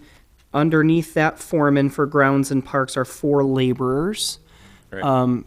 Is that where we would see some of that work? And we were looking for, Councilman Parker, are you looking for additional I'm looking for additional, because on top of the 4? Right now Okay. we're playing catch up, so let's catch up. Got you. So, Deputy Mayor? Councilman Parker, I think what Councilman Nicholson was suggesting, which is why I had my hand up, is that we're playing catch up, yes, but in order to play catch up, we're actually planning to hire 4 individuals full time to do that. But then additionally, we are newly getting back into using the summer youth workers, and so that will be in addition as well. So I would ask that we don't make an additional change this year, but we actually look to see how well we catch up, and then we look to add additional staff if needed. Your That would be my feedback suggestion. is heard, but he has opened the Pandora's box. The suggestion is now before us for Tuesday Can I close it back? deliberation. Oh, you would like to? Well, personally, I respect that, but I know a lot of us who are sitting around the table are getting multiple calls right now about stuff that because we're trying to play catch up. And so the easier way to fix that is to hire temporary part-time people to fill in, because even as we hire, people are gonna be wanting to go here and there and everywhere, because we're also in the middle of vacation season. When we start, it'll be July. We'll be in the middle of vacation season from July until November, December. And there's a lot of time that we will have, even if it's only temporary, and even as we use youth workers, they have to go back to school at some point. I'm talking about somebody who's gonna still be there. For the sake of time, don't try and debate further. There's no clarification needed. But Mayor Greimel, anything further? Debate. I'm going to heed your advice to not debate further. So we're clear on that concept from Councilman Parker. So the round robin continues. Councilman Nicholson. My next bit is in regard to the 50th District Court. As we've heard, many of their offices are somewhat unusable based on their HVAC. I don't have a page number. It's near the end. I apologize. It's a specific item. I did receive the old quote from Judge Walker, expressing that in the original quote, add the addition of the BMS system so that they could have zoned temperature controls. Mind you, our 50th District Court has employees working in a lower level, in a subterranean level, on the street level, and the and upstairs. Our courtrooms are upstairs, and they are sweltering hot. Our basement is freezing cold. So at different points during the year, they have to move staff around, and they're running out of space. So that particular module, while it would be, this dollar amount may no longer be relevant because this quote came from 2019, and it was part of a very large HVAC program. So I'm sure that there was some cost savings based on the fact that we were doing a lot of work all at the same time. That amount was $82,000 at that point. Just for the zone module? Just for the zoning module. So was that something in the capital improvement fund? Legislative Council Sharp? Fortunately, it was never presented to council for them to vote on it. So it Yeah. wasn't put into the budget. I'm just thinking about like improvements to the Mr. district Carrington, court. do you believe that could be used from the capital improvement fund, or is that more in the category of a repair as opposed to a capital improvement?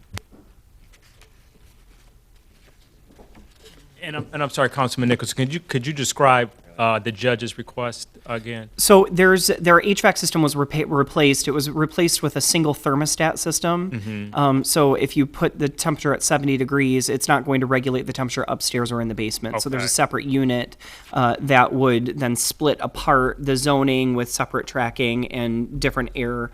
It would send air different ways, but there is a module that connects with the current system that they have.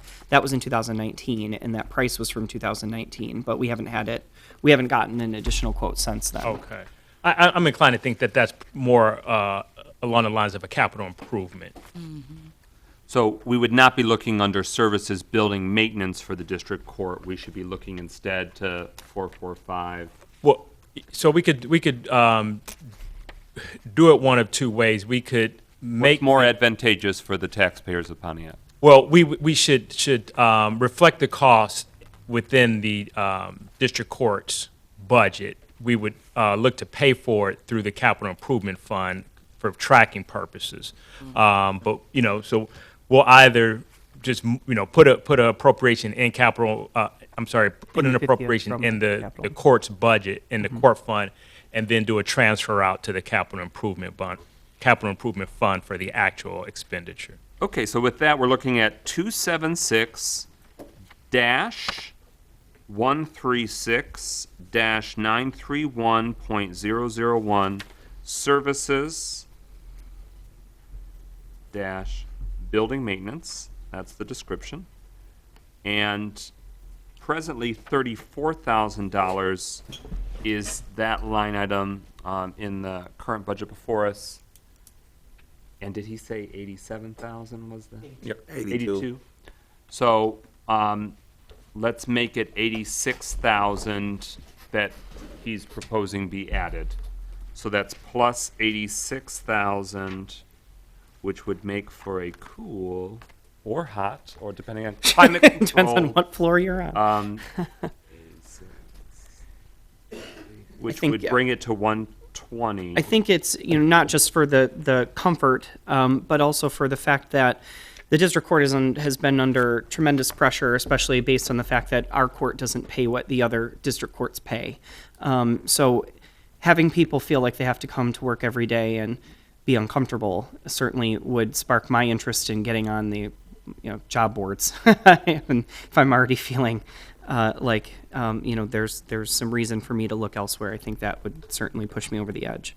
I've got it. Any clarification needed?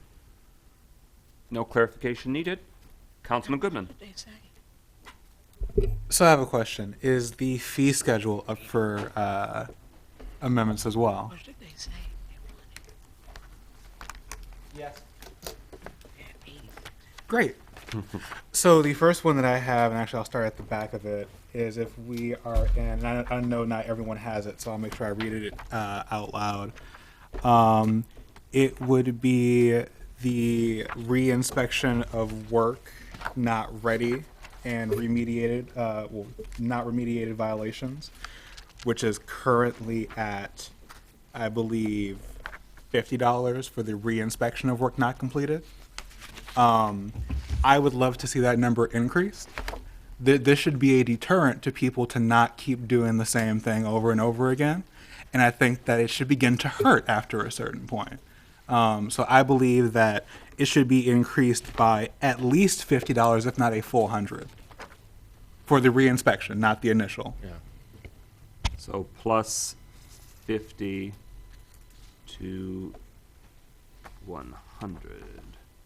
No, let's say that's on the FS. The fee Well, scale. let me rephrase that. I want it to be increased by at least $50, if not increased by $100, if that makes better sense. Mr. President, Yes, sir. I'd go even further and say it should be $200. Can we do the auctioneer thing and just keep going for this one? So I mean, I'm absolutely fine with that. Because again, it's not the initial inspection. It's the reinspection for work that has not been completed that they are aware should have been completed by then. I guess I would ask a question about this fee before I go too far down this road maybe. If it's I do feel a little bit differently if it's a rental unit inspection versus a building inspection for new construction. So if it's a rental unit inspection, I'm all in for making it $200 because they should not. They should be maintaining these rental units in good condition in the first place before the inspector even goes out there. If it's new construction, I'm a little more sympathetic because it's not a situation where there's a tenant in there who's having to live under inadequate circumstances. And I think it's a little more understandable if a person doesn't get it right the first time and it's new construction. So I guess I'm not sure what fees we're talking about here. So can I ask a clarifying question of the administration? When it comes to obviously doing repairs and violation remediation between the initial inspection and then the reinspection, is there any way for the people who have to be re-inspected to ask for an extension or get one from the city? Yes. And that applies to new construction as well? I believe so, yes. I defer to Deputy Mayor. So the way construction works is you come into the city and you pull your permit. And then along the steps, you are supposed to call for inspections as you get to certain milestones. So the first milestone may be the rough inspection where you just have up the framing. So you get the framing up, you call, an inspector comes out and passes you or fails you. If they fail you, they say, you failed, this is why you failed. You do the work and you call them out again. And so to your question about can you ask for an extension, well, the extension is you don't call until you've done the work. So with that being said, I'm at the point of, again, being much less lenient if there is the space and opportunity to do it right the first or second time.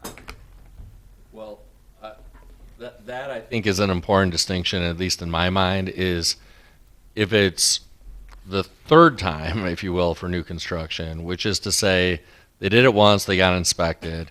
The inspector said, hey, these are problems because of X, Y, and Z. And then upon the second inspection, it's still not done right. Then I agree with you that for new construction, if for the third inspection, if one's necessary, we should be jacking up the fees. I'm a little leery to do that for new construction for the second inspection, which is really their first opportunity to respond to the concerns from our inspector. So I will allow that for in the case of new construction. However, since we are at this point, is there any way of doing, when it comes to the reinspection for violation, can we do multiple of those as one fell swoop talking about, or do you want to do each of them individually? Oh, who, me? Yes. One at a time. Okay, so right now we are focusing solely on let's say for this one, electrical. Since realistically, I'm going to have them all be bumped up to about 700, because when it comes to plumbing. All right, give them to us all at one fell swoop. So it would be electrical, plumbing, fire, and I believe this one would be categorized as, let me make sure. I guess not to speak out of turn. For right now, we do electrical, plumbing, and fire being bumped up to 200. What is it presently? They are all $50. So you're increasing each by 150. Yes. And that would solely be for it being categorized as a reinspection of work not ready or for a violation not complied with by expiration date of violation notice. Okay. Did you have a clarifying question, Pro Tem Carrington? Yes, I just want to ask the councilman, has he taken in consideration that a lot of Pontiac residences also are going to be put into the same situation of these increased fees? Clarify your point just a little bit more. You mean for residents who obviously will have to face, because they for some reason, they own properties or rentals in the city. Is that a clarifying question or debate? Oh, no, it's not a debate. I just asked, has he taken that into consideration? So re-ask the question again. So I Well, can make sure have you thought about those residents, Pontiac residents, as actually our landlords, as well as people that are actually buying homes to fix up in our community? Deputy Mayor, since you had your hand up. Yeah, so no, I was just going to try and help clarify what the councilman was saying. This will apply not only to landlords and commercial interests. This will apply to any homeowner who says, hey, I want to put an addition on my house and I've hired XYZ construction company and they failed their inspection. That is what the councilman was referring to, I believe. So- Yes, that's correct. Thank you. Could we differentiate between landlords There you go. and owner-occupied housing? So, yeah, I was going to ask that question. Can we differentiate between owner-occupied housing and housing that is solely meant for... You have between now and Tuesday to explicitly codify how you'd like that to be structured. But is that what we can do? To see if you can do that. Okay. To make that distinction between a landlord and then a regular. Or if we can distinguish between... Property owner. I'd say, number of properties would probably be a good filter of way of doing it. And administration's going to want to consult with the building official to see what other We- implications there We may be. will look into the legalities of what you've asked for. Thank you. But I've clocked it. Me next. Page 16. 265.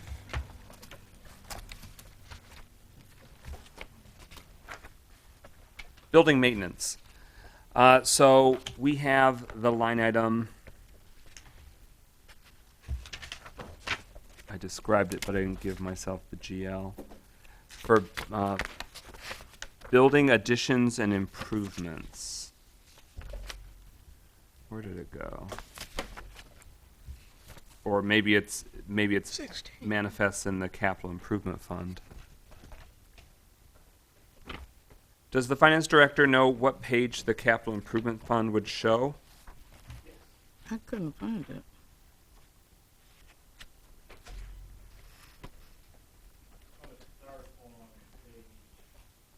Oh, I see.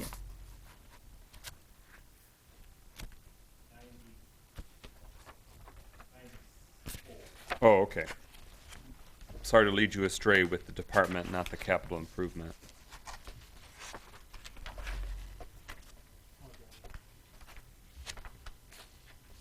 Okay, so. Councilman, I think you're on page 97. 97, building additions and improvements. So we've discussed before in terms of, 400,000, which begat a much deal less. Where should we see it booked for building additions and improvements for City Hall at all whatsoever? Any expenses? This is where they would be booked. Okay. So if I'm looking at, for building maintenance, Not maintenance. This is where upgrades would be booked. yeah.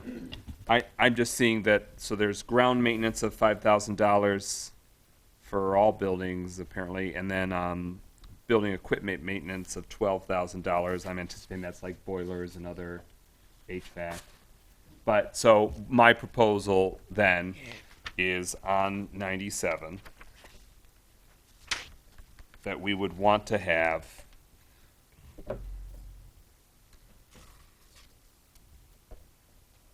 for 445 265 976.001 that we would want to have $30,000 added for building additions and improvements with the intention of City Hall being the building to be maintained in question. Any clarifications? The actual capital expense.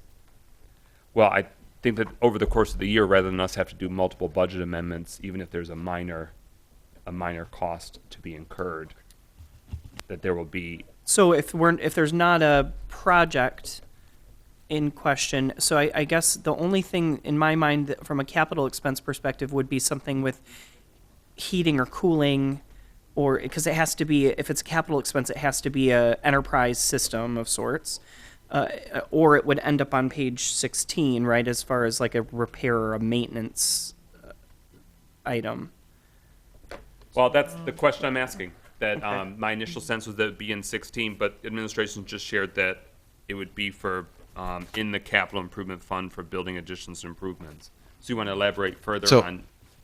Councilman, so in sidebarring with the finance director, there is a lot of gray in your question.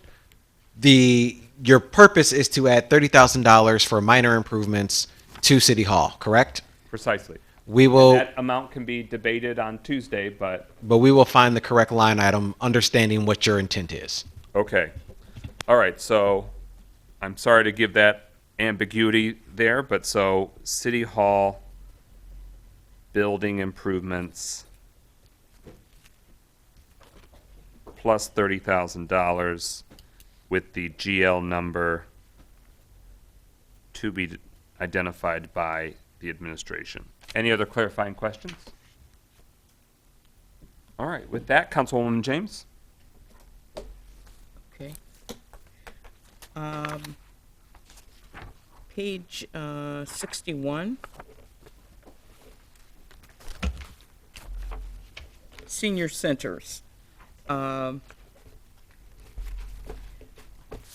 got two issues there, but I'll just do this round with the rental fees. I noticed for both Ruth Peterson Senior Center and the Robert Bowen Senior Center that there are no fees listed in the budget, even though on page 25 of the proposed fee schedule, there is, it does show a fee for those buildings. Under DPW, page 25, in our budget book. Yes, ma'am. If you look under DPW, it shows for rental fees for those centers. Let's see. For the senior centers, I think it's $100 deposit with $35 an hour. And my question is, because we do not have anything listed in the budget, in the 2022-23 budget. I know currently we're not allowing the public to rent those buildings because of COVID, I'm assuming. But those are the only two buildings in the city that are currently available for our residents to rent at a reasonable cost. And I would like to know, do we plan to restore that? And if so, could we put some kind of an estimate in the budget as to what those fees would look like? So, Councilwoman, that is a great question. We're short on time. The short answer is just today I spoke with the senior center staff about updating our policy for renting the properties for the almost verbatim exact reason that you just said. Even though there's not a number in that line item, that is just added money that we would be bringing in. It's not a cost. So, but yes, we are planning on reopening those buildings for rentals. Okay, well, there was a fee line item in the 2021-22 budget. So why would we pull that out? I mean, why wouldn't we just continue to track that? We can go back and look at that. Yes. Okay. Page 60, 212-000-669.703 rentals, Peterson Center. So not clear why it's Peterson Center only. So I've itemized rentals for senior centers in terms of Right. anticipated revenue. Right. Any other clarification needed on that item? Hearing nothing further, Yeah, I'd like to see, a line item on both centers so that we can kind of track, what those fees are looking like. We can kind of track to see just how much those buildings are being utilized by the public. It would help us to have an idea of the usefulness of those two buildings. got it. So, Councilman Parker, anything further? Yes, sir, thank you very much. Page 4, Page 4. line item 101, 818-013. Yes. Professional services, animal control. I think we debated it earlier this week in regards to that not being enough. I would like to see that increase from 100, what we haven't, it was not really budgeted anything for the mayor, but there's money there of $100,000. I'd like to see that increase to $250,000. So administration, the proposal is $250,000 for animal control. Which department would you recommend it be booked? Because I'm not letting it be in city council. I'm not managing animal control, even just in the proposal phase. So which department would animal control, if that expenditure is approved, where are you gonna house it? I'm asking them, not you. Well, I know, but But you have the floor, go for it. Well, I thought once when we debated it earlier that it was going to be moved over to DPW in some way, some capacity. Well, the mayor has not proposed it, but so if we are the ones that are voting on it, where's the home if that vote makes that decision? Well, I'm curious to know more about what we're enforcing. I know I spoke about this yesterday. I don't know if Councilman Parker was still here when I talked about my conversation with the county animal control. No, I think he had folks. left. Okay. So, and I know a couple folks left. I think Councilman Goodman had left, and I think Ms. Sharp had left. But the county actually provides pretty robust services for dog control. So if we're not enforcing dogs, I'd be curious to know what we are enforcing. And I think depending on what we're enforcing depends where we would put it. Because the county has 2 full-time animal control officers assigned just to the city of Pontiac.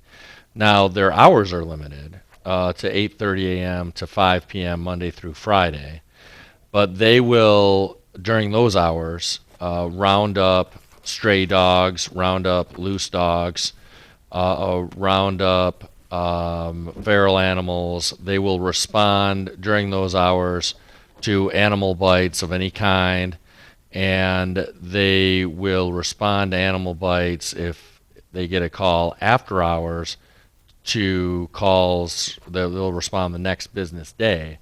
So I guess I'm wondering what we're enforcing or responding to. Okay, for the sake of time, Councilman Parker is advocating for, instead of 0, there'd be $250,000 for professional services animal control. It's 101, presently 101-101-818.013. That is where it is housed, per his proposal, unless and until an alternative proposal is brought forth.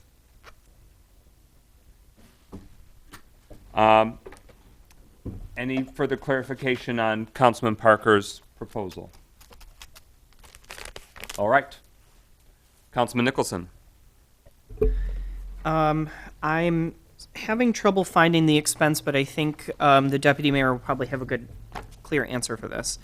So I have had trouble wrapping my arms around demolition of dangerous properties. And I understand that previously the batches were funded through CDB, through community block grant dollars. And I know that we have already started to assemble batch 18.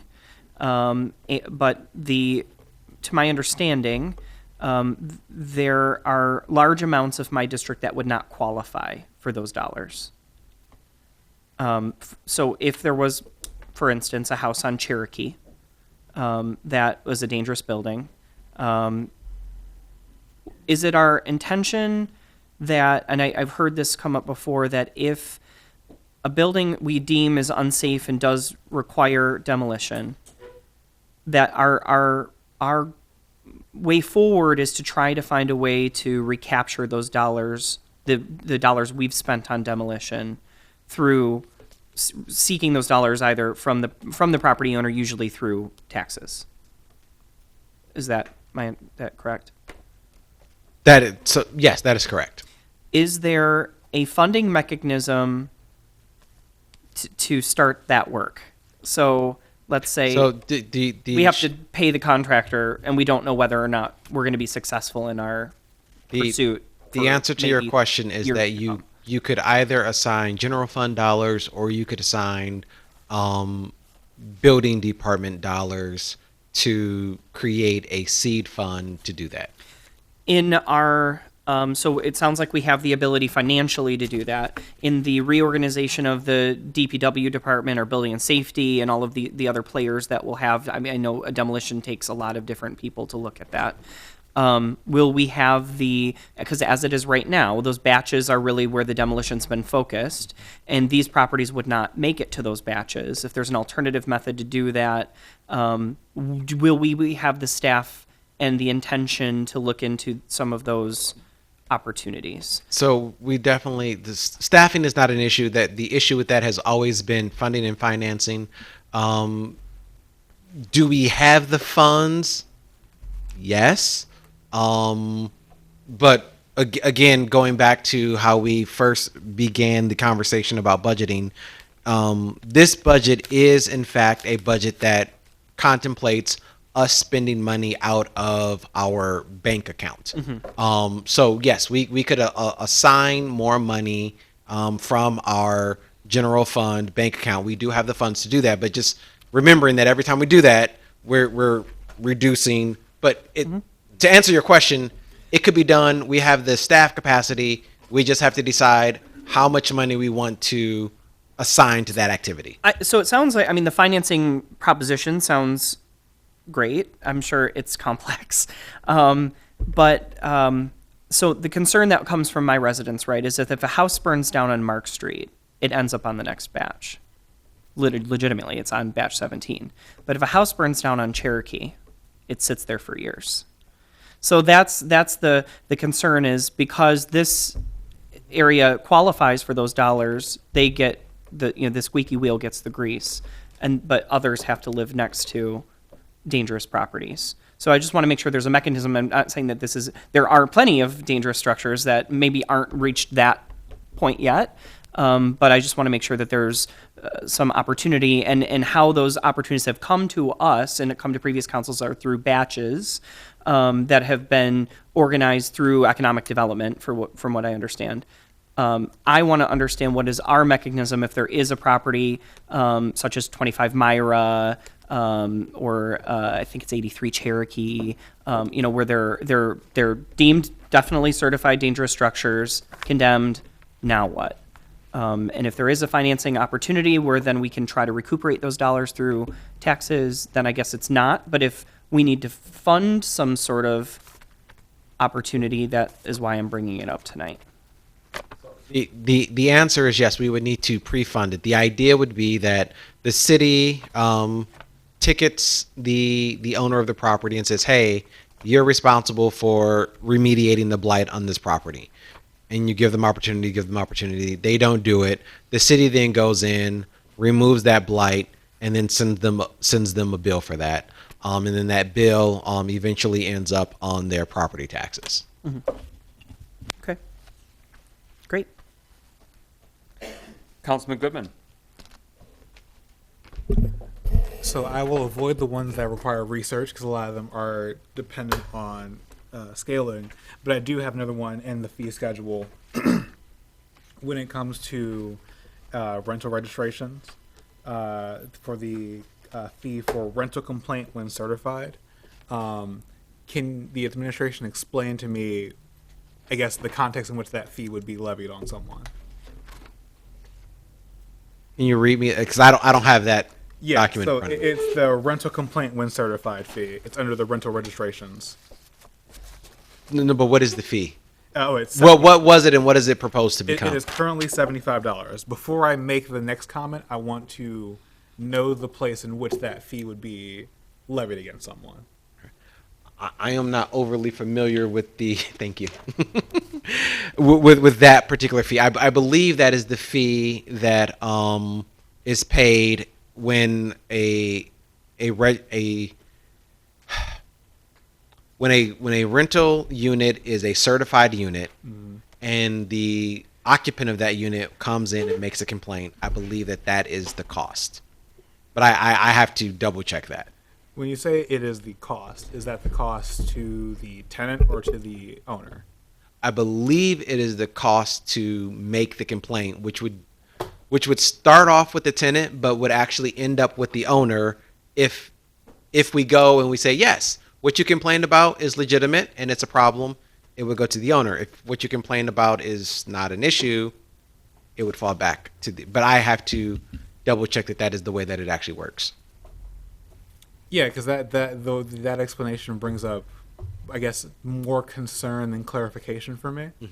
So I guess I'll hold off on that one for now, but I would like absolutely more information for that. So I do know that we do have a time constraint. I would say I'm fine, but I know you all have things written down. I would love if we end before everyone gets through the round robin. I'm not leaving That you until give- everyone's gotten through the Okay. round robin. So that was the point of not debating each topic, but we got to get them out. Yeah. So I'll hold off on that amendment until I find out more. All right, my next one is on page, well, you tell me, 97, Department 265, Building Maintenance.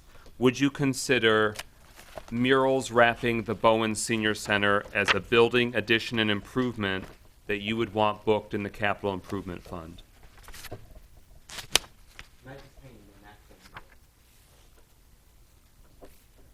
We'll say capital improvement. What's the cost? So $12,000 for it's so GL 445-265-976.001 building additions and improvements. This has been talked about in the context of the improvements that are being grant funded. Oh, okay. Just so you're aware, we have been talking about a mural. Now, I don't know where you're talking about for the mural. If you're talking about the exterior. Exterior. Okay, I don't know if we've talked about that. We've talked about interior murals. Okay. Well, between now and Tuesday, you can put a finer point on that for us. Okay. So that's page 97. All right, Councilwoman James, you're up. Page 102, streetlights.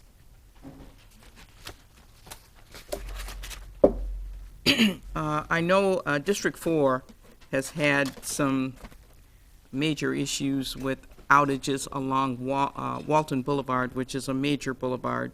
We've had two outages over the last 6 months. And in looking at this budget for streetlight improvements, the previous budget year was $213,000. There's no activity through, so I don't know whether that means nothing has been spent of that $213,000, and I see that the current budget has been reduced to $100,000. Yeah. And just in the preliminary conversations that I've had with Mr. Cooley, I'm assuming that there probably will need to be some major work done on that Walton Street corridor. And I think we are in Because agreement. we've had major outages there several times over the last 6 months. So I'm wondering, is that going to be enough to cover it? The short answer is we don't expect it to be. I have been directed by the deputy mayor and mayor to increase that.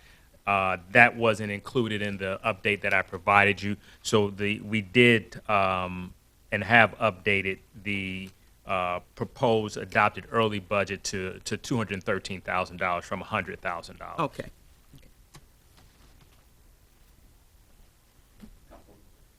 I'm done. All right. Councilman Parker? I defer.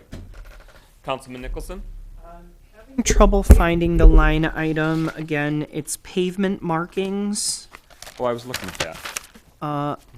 It's the same one where we had the same sheet Temporary, yeah. where we had the temporary and the permanent asphalt.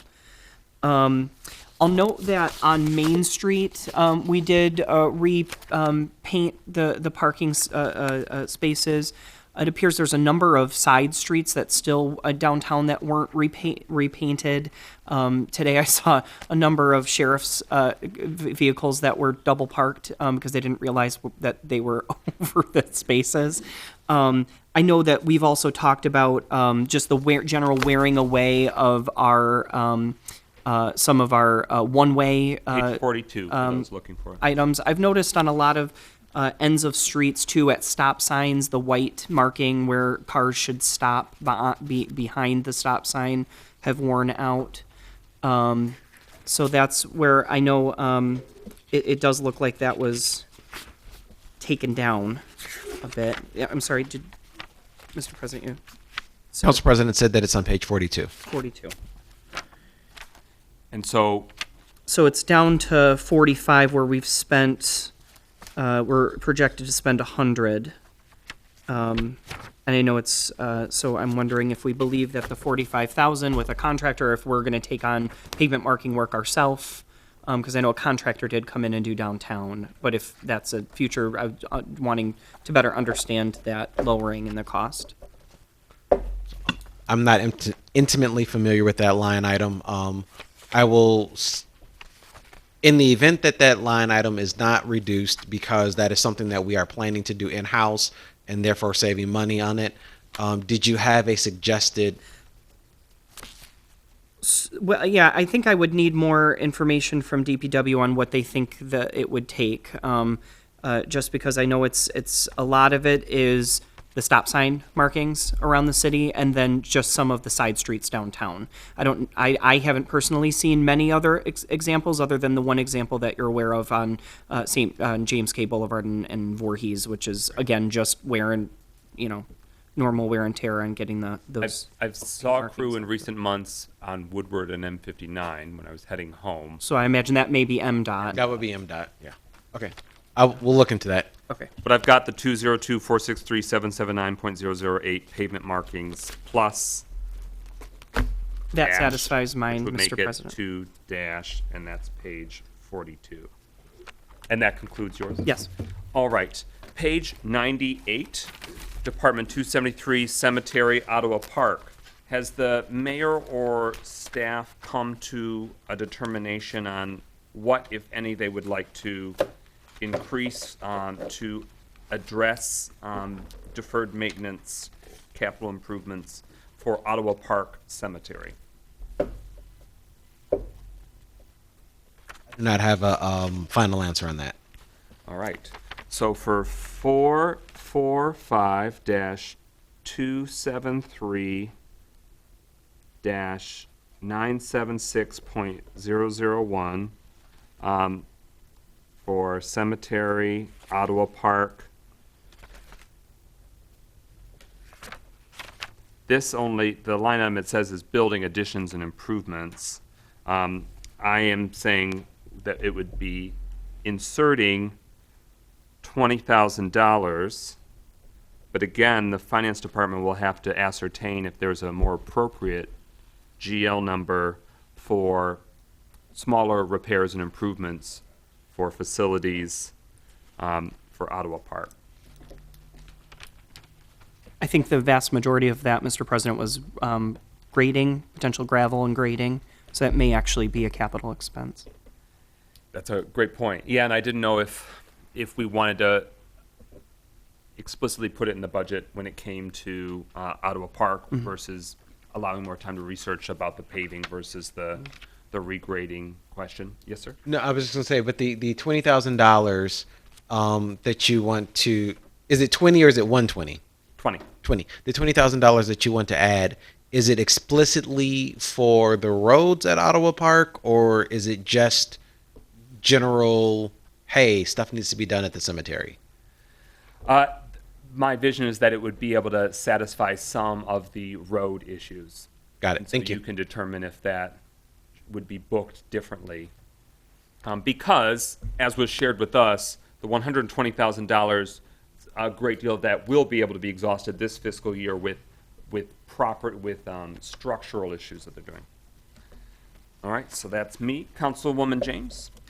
Yeah, my final one is wanted to ask Deputy Mayor, in regards to the Ruth Peterson Center, the tile floor replacement, is that something that should go under capital improvements for Ruth Peterson, or is that something that we could put in the capital improvement fund for this fiscal year?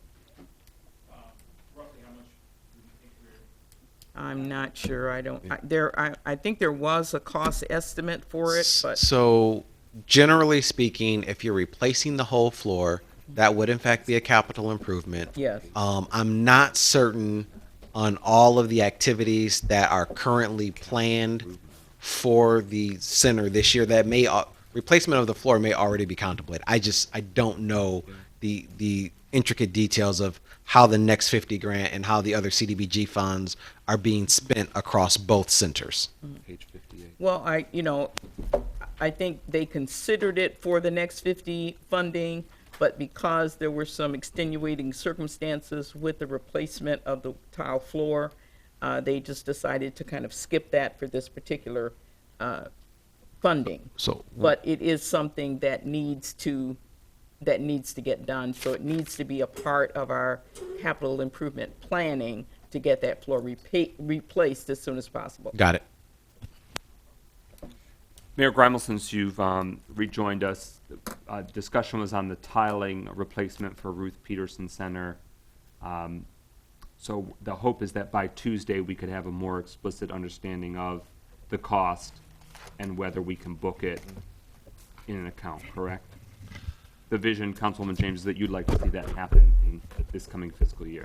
It needs to happen, yes. So I hear that loud and clear, and I think one question is, will there be enough in the grant dollars to fund it? And if not, can we allocate dollars to fund it? Well, I don't think it was enough in the grant. They decided to do other things because I think it is going to be it was cost prohibitive for the 50 grant. And is that, Councilwoman, is that just for the Ruth Peterson Center that you Yes. understand it not being done? It is going to be done for the Bowen Center?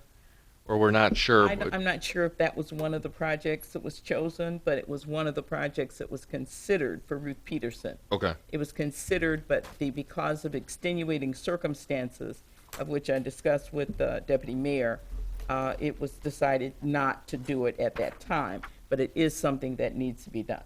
Okay.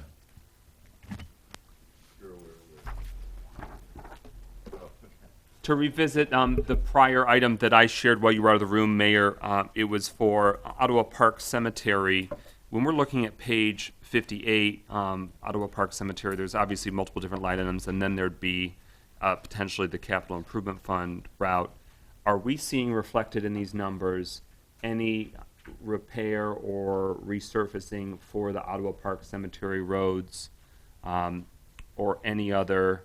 I see that $100,000 is in here for building maintenance, and I anticipate that that means it's what was scheduled for this year is now going to go into the next fiscal year with the structure.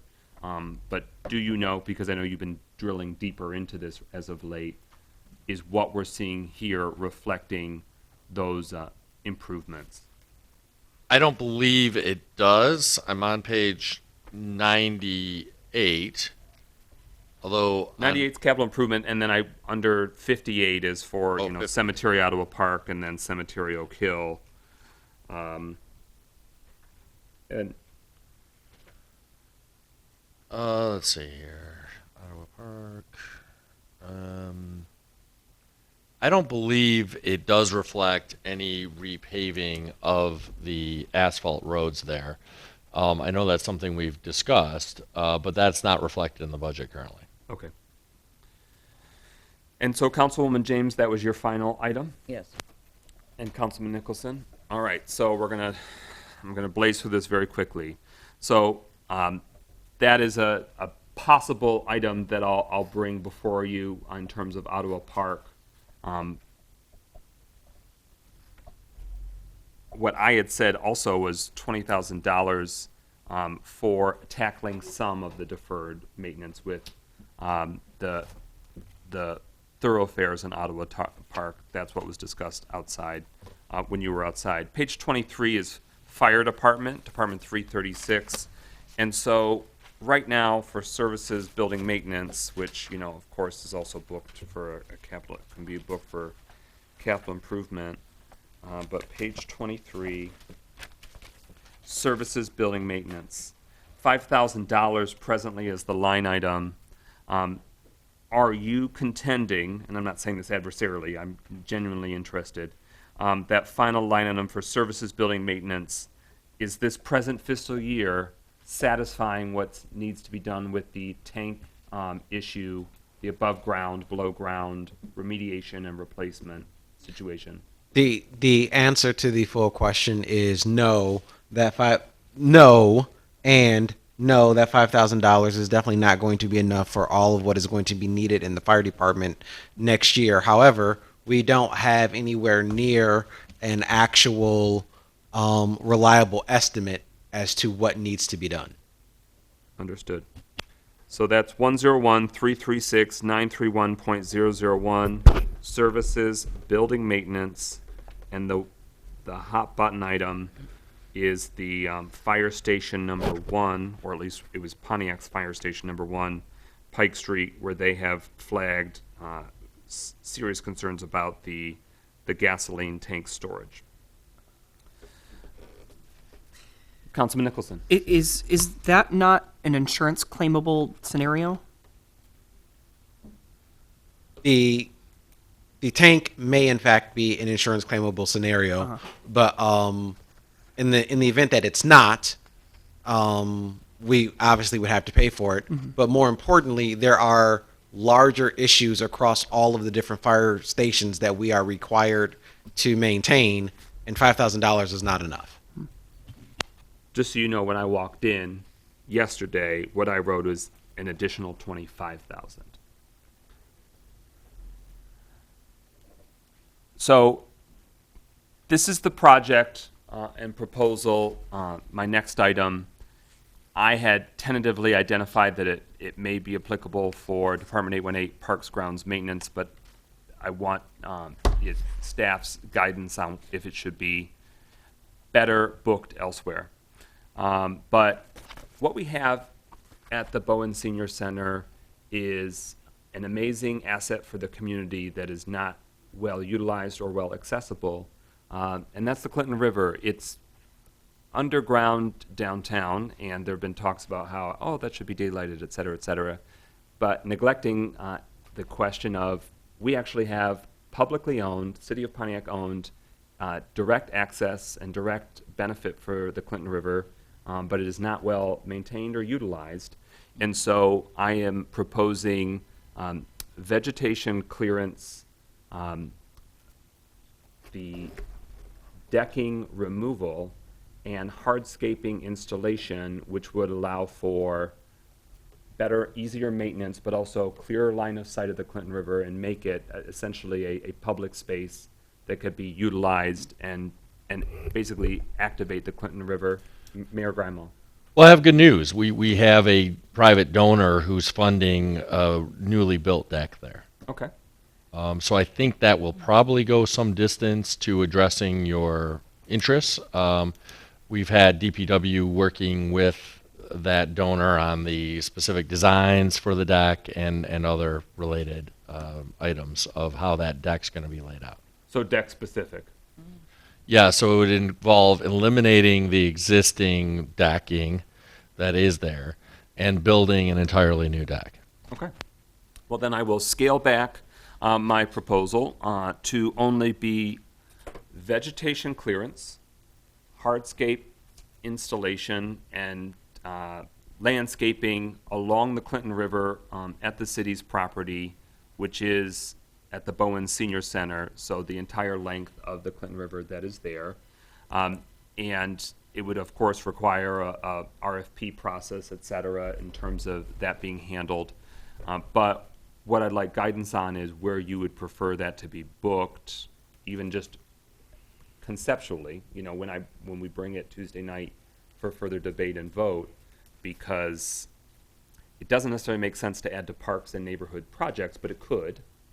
Because I don't know if you have parks and neighborhood projects under parks ground maintenance where it'll extend beyond explicitly city parks, or will it also be park projects, because it's just unique that it's called parks and neighborhood projects. Just one moment. Yeah. Just FYI, the live stream went down and we are restarting it again. Okay. Well, I'm wondering what you mean by hardscaping. So, for example, large flat stones to be put in so that way it could be seating, but also part of the issue is, of course, whoever's contracted or employed to mow along that perimeter. There's a beautiful walkway that's not well utilized, and then it's sort of a little bit of grass, and then once you get closer to the river, it's sort of just going dormant, fallow, and then there's sort of junk vegetation that's grown up, grown over, blocked sort of the access and the view of the Clinton River. And so there needs to be intentional sort of landscaping, and when I say hardscaping, it's usually large stones, which would create a barrier that keeps the vegetation at bay, keeps the line of sight and the access to the river sort of constant, Yeah. and allows whoever's contracted or actually mowing, they can mow, and not sort of guess or leave it to them to decipher how much should they keep allowing to encroach back. So I guess my question would be, we did a whole town hall at the Bowen Center that was very well attended. We had a packed house there. We solicited a lot of feedback about what kinds of improvements they'd like to see. I've had follow-up meetings with the leadership of the Golden Opportunity Club and other seniors there. We've had meetings with our staff people there. At no point in time did this suggestion come forward from anybody. So I'm wondering what's driving this, and I want to make sure we're not spending tens of thousands of dollars for something that's not going to be utilized. Sure, thank you for your opinion about my suggestion. I am bringing it forth, and I'm asking, I can decide for you, but I'm asking where departmentally you would like it to be housed or booked, and on Tuesday I can give you more rationale for it, but for the sake of time, I'm just trying to flag it for you so you can then come up with other determination or how you want to rebut it.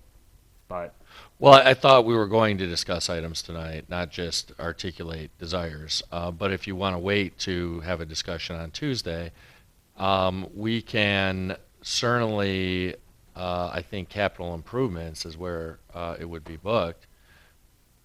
okay. All right, that's where I'll book it. The next item is for 212-813 931.001 and 212-814 931.001. Those both respectively for Ruth Peterson and Bowen's Senior Center. It's increasing each of those line items by $6,000, and it's dealing with the building maintenance improvements.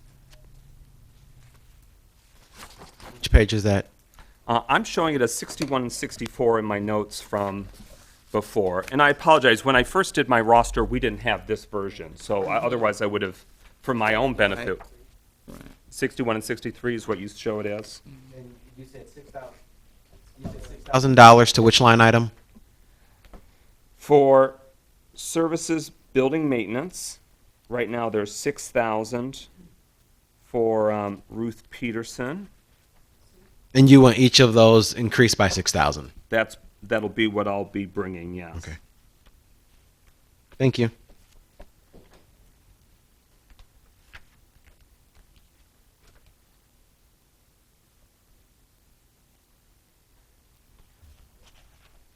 Ruth Peterson and Bowens. Yep, so both are at 6. Both are at 6 currently, and it would take it to 12 currently. So the other items that were brought up yesterday was Charter Commission. And the chair of the Charter Commission provided to us in writing some more context for what they're proposing. The mayor's budget has included items, and what I wanted to do is, was there any council member that wanted to see any change to the Charter Commission budget beyond what was in the mayor's proposal, which was provided by the clerk's office? Pro Tem Carrington. Yes, I definitely would like to see legal services.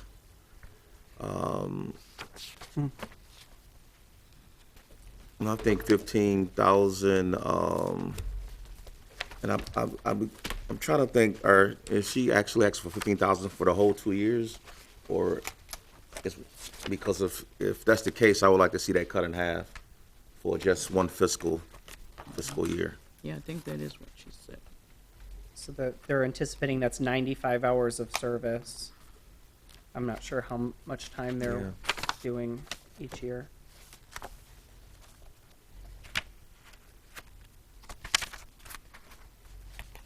And do we know the page that was? Oh, right. here's a, No, oh, the I original. got They their, gave yeah, I about- got their subdivision of it, but Okay, about Charter Commission is on 5. Page 5. 5, all right. Charter Commission, so 52,847, all in. You're saying, Pro Tem Carrington, you would like to see legal services, of which there's presently none. Although I think that when the clerk's office presented, they were showing, okay, maybe I'm wrong. But, Yeah. I think, 18. yeah, I Page 8. think you're right, President McGinnis, that there were some legal services allotted for that. Legal Services Charter Commission, $15,000. So we got that presently in the fiscal year, but are you saying that you'd like to potentially Well, see I it dialed guess, back? I guess the question is that 15,000 for the city attorney, or is that for a charter commission attorney outside of the city? What was the administration's sense, if it went that deep? Well, it didn't go that deep. I mean, if the question, it's for legal services for the Charter Commission. So if the concern is what legal firm or lawyer is retained for that purpose, then we should come up with a way by which that firm is going to be selected. That's a whole nother question, which is, are we going to do a separate RFP process for the Charter Commission's law firm, and how is that going to be selected? But this was $15,000 for legal services for the Charter Commission. Legislative Counsel Sharp? Yeah, I just wanted to clarify. I think the pro tem is asking whether or not that's the current city attorney or whether it will be for outside counsel. Yes, I think that's that's what what I'm his looking question is. Was that bridge crossed? Is the 15,000 allocated for the city attorney or would that be for outside counsel? I don't think we determined that. I think this was a budget allocation of $15,000 for legal services for the Charter Commission. She did state on the document she provided to us, and then also in person yesterday, that they'd prefer it wasn't the city attorney. I heard her say those words, but then tonight, the document also says attorney with charter expertise. So I don't know if that's, if we can say that the current firm we're using has that specifically, or if she's looking for someone else. Yeah, I'm agnostic as to who the firm is. I just think $15,000 is probably sufficient for legal services for the Charter Commission. So if we want to back that out of the one page and designate it somewhere else, I'm fine with that. But I don't think the Charter Commission should need more than $15,000 of legal services in the upcoming fiscal year. Other discussion on the Charter Commission's budget. So presuming that 15,000 is adequate, Well, I would like to cut it in half to 7,500 because basically I don't know if this is for two fiscal years. So it's hard to. 95 hours. I'm sorry. I'm, Just to clarify, I would assume that it's for one fiscal year. You can't do multiple, but nevertheless, I think 15,000 is adequate because potentially if you're looking at someone or a firm with expertise, I mean, $400, $300 an hour, I mean, that goes relatively quickly. Well- 15,000 is not a lot of money. all right, thank you. Well, I would hope we're not going to spend $300 to $400 per hour on a legal firm for this. Her document says $262.50 an hour. I'm sorry, say that again. The document she provided for us with the breakdown and reasoning says $262.50 per hour. Well, okay, it sounds like she has a specific firm in mind. It says this is an average, so I'm not sure. I guess I would say, the current firm that does work for the city is relatively inexpensive. So I don't necessarily think we should base it on that. But that's $150 per hour. I would think what she indicated last night verbally was that the range was, I think she said $175 to $300 per hour. $262 is much higher than what that range would suggest as an average. So I would say, if you did $200 per hour, just to make the math simple, that would be 5 times 75 in terms of the number of hours that $7,500 would provide.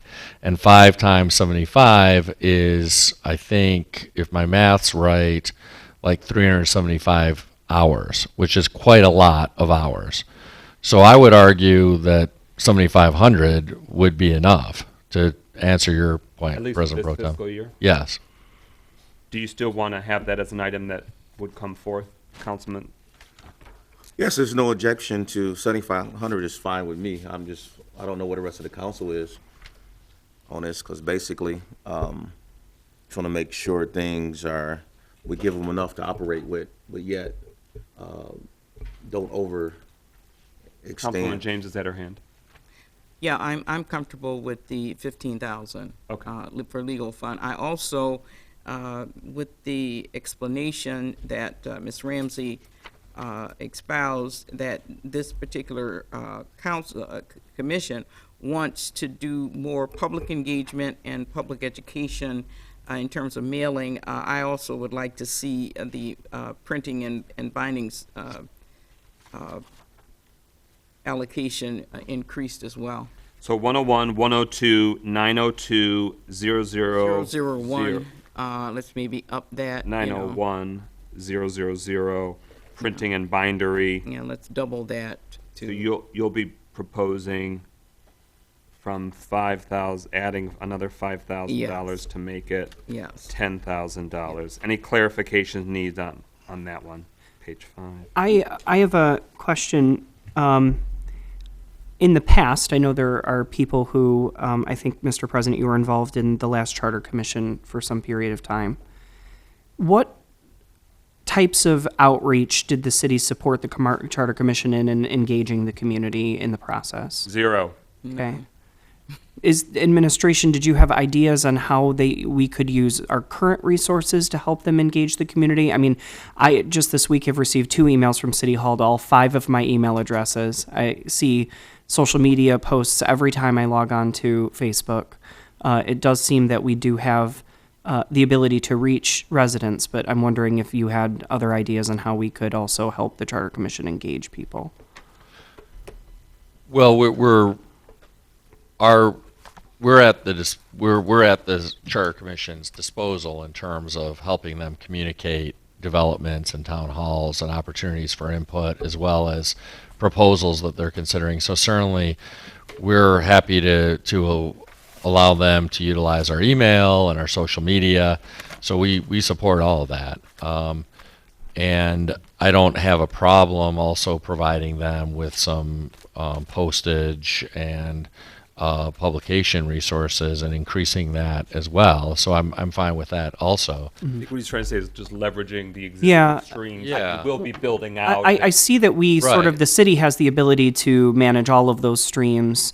The clerk does, have his mailing ability, and we've utilized that. I'm wondering if in some of the requests, could we incorporate, a bottom section of the newsletter to the Charter Commission? Could we do a targeted email? Could we do social media? All of these things are available, is what you're saying. Absolutely. I tried to indicate that. Okay. Yeah. Yeah. So that it could be communicated to the Charter Commission and their leadership that we hear your identified needs, and we, in part, would like to see the city government and the existing and growing capacity.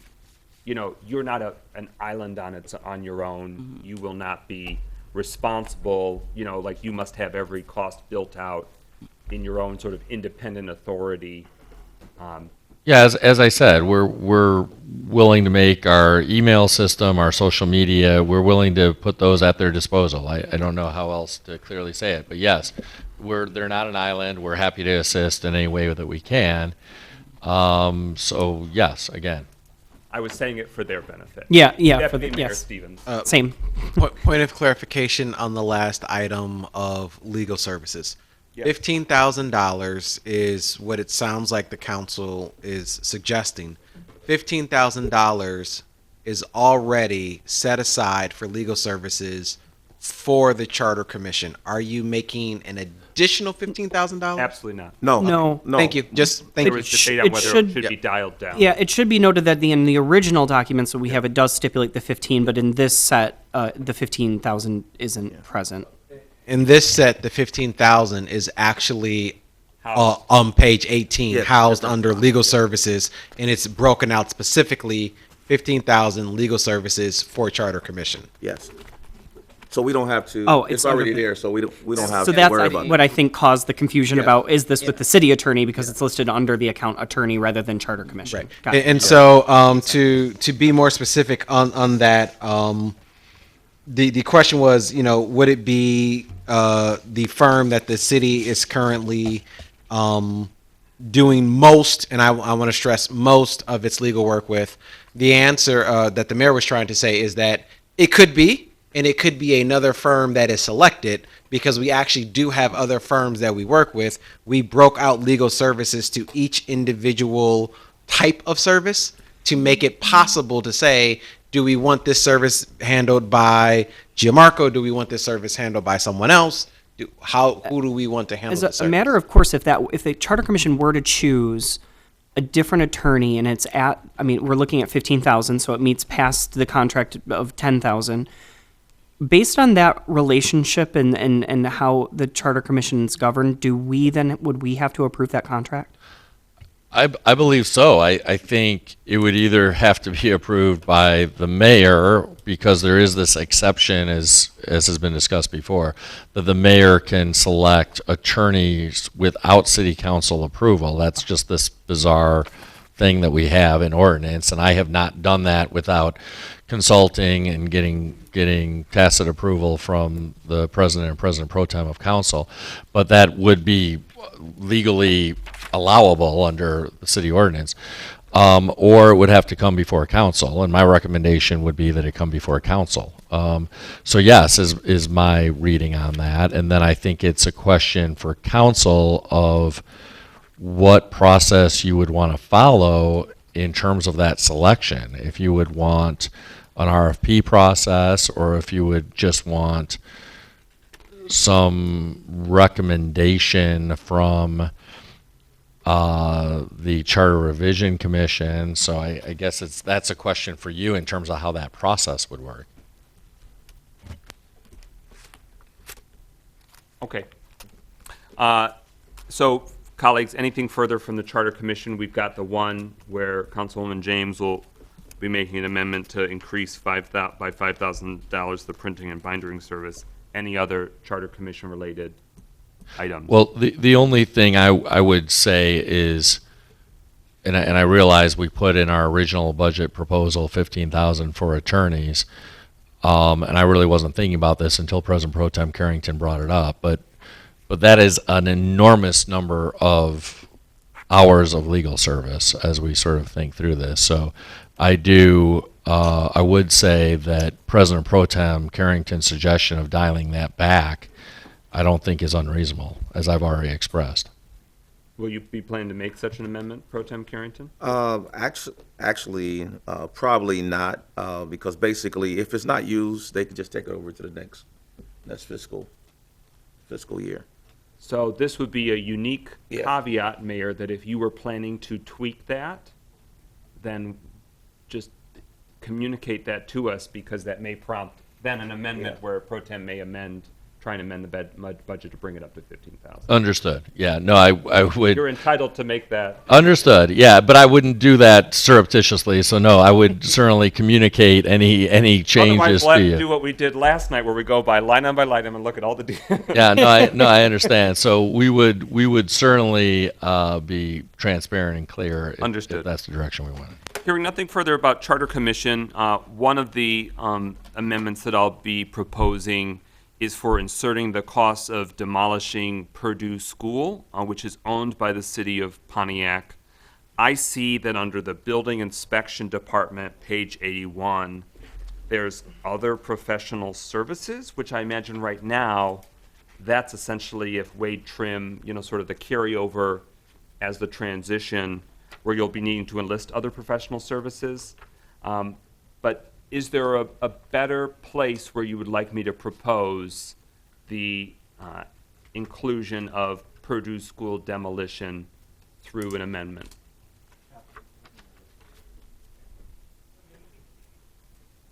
Or capital improvement. So demolition could be considered a capital improvement? The decapitalizing? All right, so tentatively, 249,371,818.000, other professional services under building inspections, and where I am at with the dollar amount is $750,000. That's page 81 as a reference.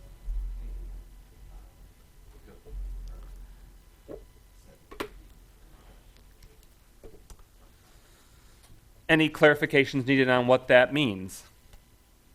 Councilman Parker? Does that also, did the 750,000 also include hazardous abatement? Yeah, so rather than keep just what the estimate was for demolition, I tried to build in there other remediation expenses for that. And it's more of an outlier, but we as the city council should be thinking strategically about, does David Ewalt Center, owned by the taxpayers of Pontiac, does it sit there in perpetuity, or is there a strategic repurposing of it or resolution of it? And so we don't have to, anyone's able to make that motion, but what I'll be motioning for is Purdue School. Yes, ma'am. Well, David Ewalt is part of a community-led design project that's currently ongoing with the District 5 Council, Pastor Parker, and they will be making a recommendation of what should be done. They will be planning what they want to see happen to that building, and hopefully going after funds. Any further clarification needed on Purdue School demolition proposal I'll be bringing? And then 3 more items. Facilities condition assessment. Mayor, would you like to see it explicitly built in as a sort of a standalone, or not even necessarily a standalone GL line, but that where we're baking in some resources for that? Or you think that that could be internally handled with current and expanded staff in the coming fiscal year? No, I think we should probably, if we're going to do a real community capital needs assessment, I mean, I want to get Deputy Mayor Stevens' input on this, but I think we'd probably need some dedicated funding to do that, because I think we would want to hire a consultant, frankly, to assist with that, is my gut. Yes. Yes was what the deputy mayor shared. So what I'm doing is going back on pages to see, because it wouldn't be building inspection, and I don't even necessarily know that it would be Department of Public Works. It might be the budget that is the building that we talked about, building maintenance.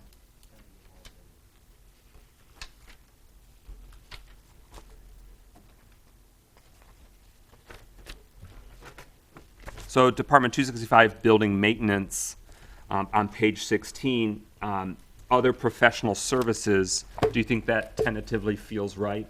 Tentatively, we'll go with that. All right, so 101. My eyeballs work.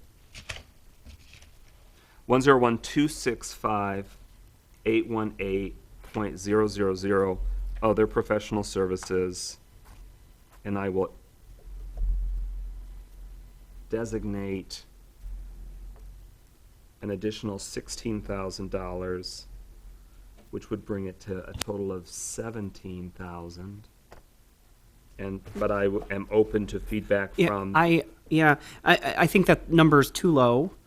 I think we our HR contract was quadruple that for a very short period of time, and this is a full facilities needs assessment. I think, Deputy Mayor, do you have any inkling of what something like that might cost, a ballpark? We can give you a till Tuesday inkling. I'll take till Tuesday. Okay. Yeah, I But think so that's right now I've- going to be a big number. It's what is my anticipation. And then we had discussed previously wanting to ensure that Williams International manifest in economic development or community development. Are we on track to be able to have that for the? Yes, we have that marked to move it. Okay. And then Councilman Nicholson identified yesterday in terms of medical insurance. Has the finance department or operations determined whether we want to do any updated calculation as it comes to that figure?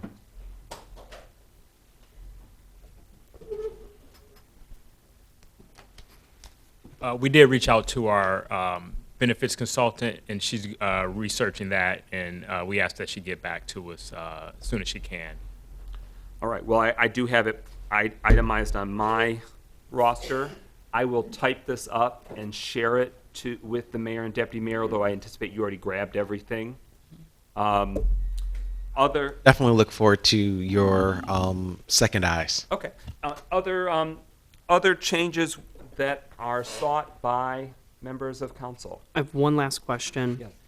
Anticipating that the council will likely bring, or the mayor's office will likely bring a recreational marijuana ordinance. I know I asked the clerk if they anticipated additional legal dollars or support, and and Clerk Doyle stated no, that they anticipated that we'd be able to handle a recreational ordinance and what that would mean internally.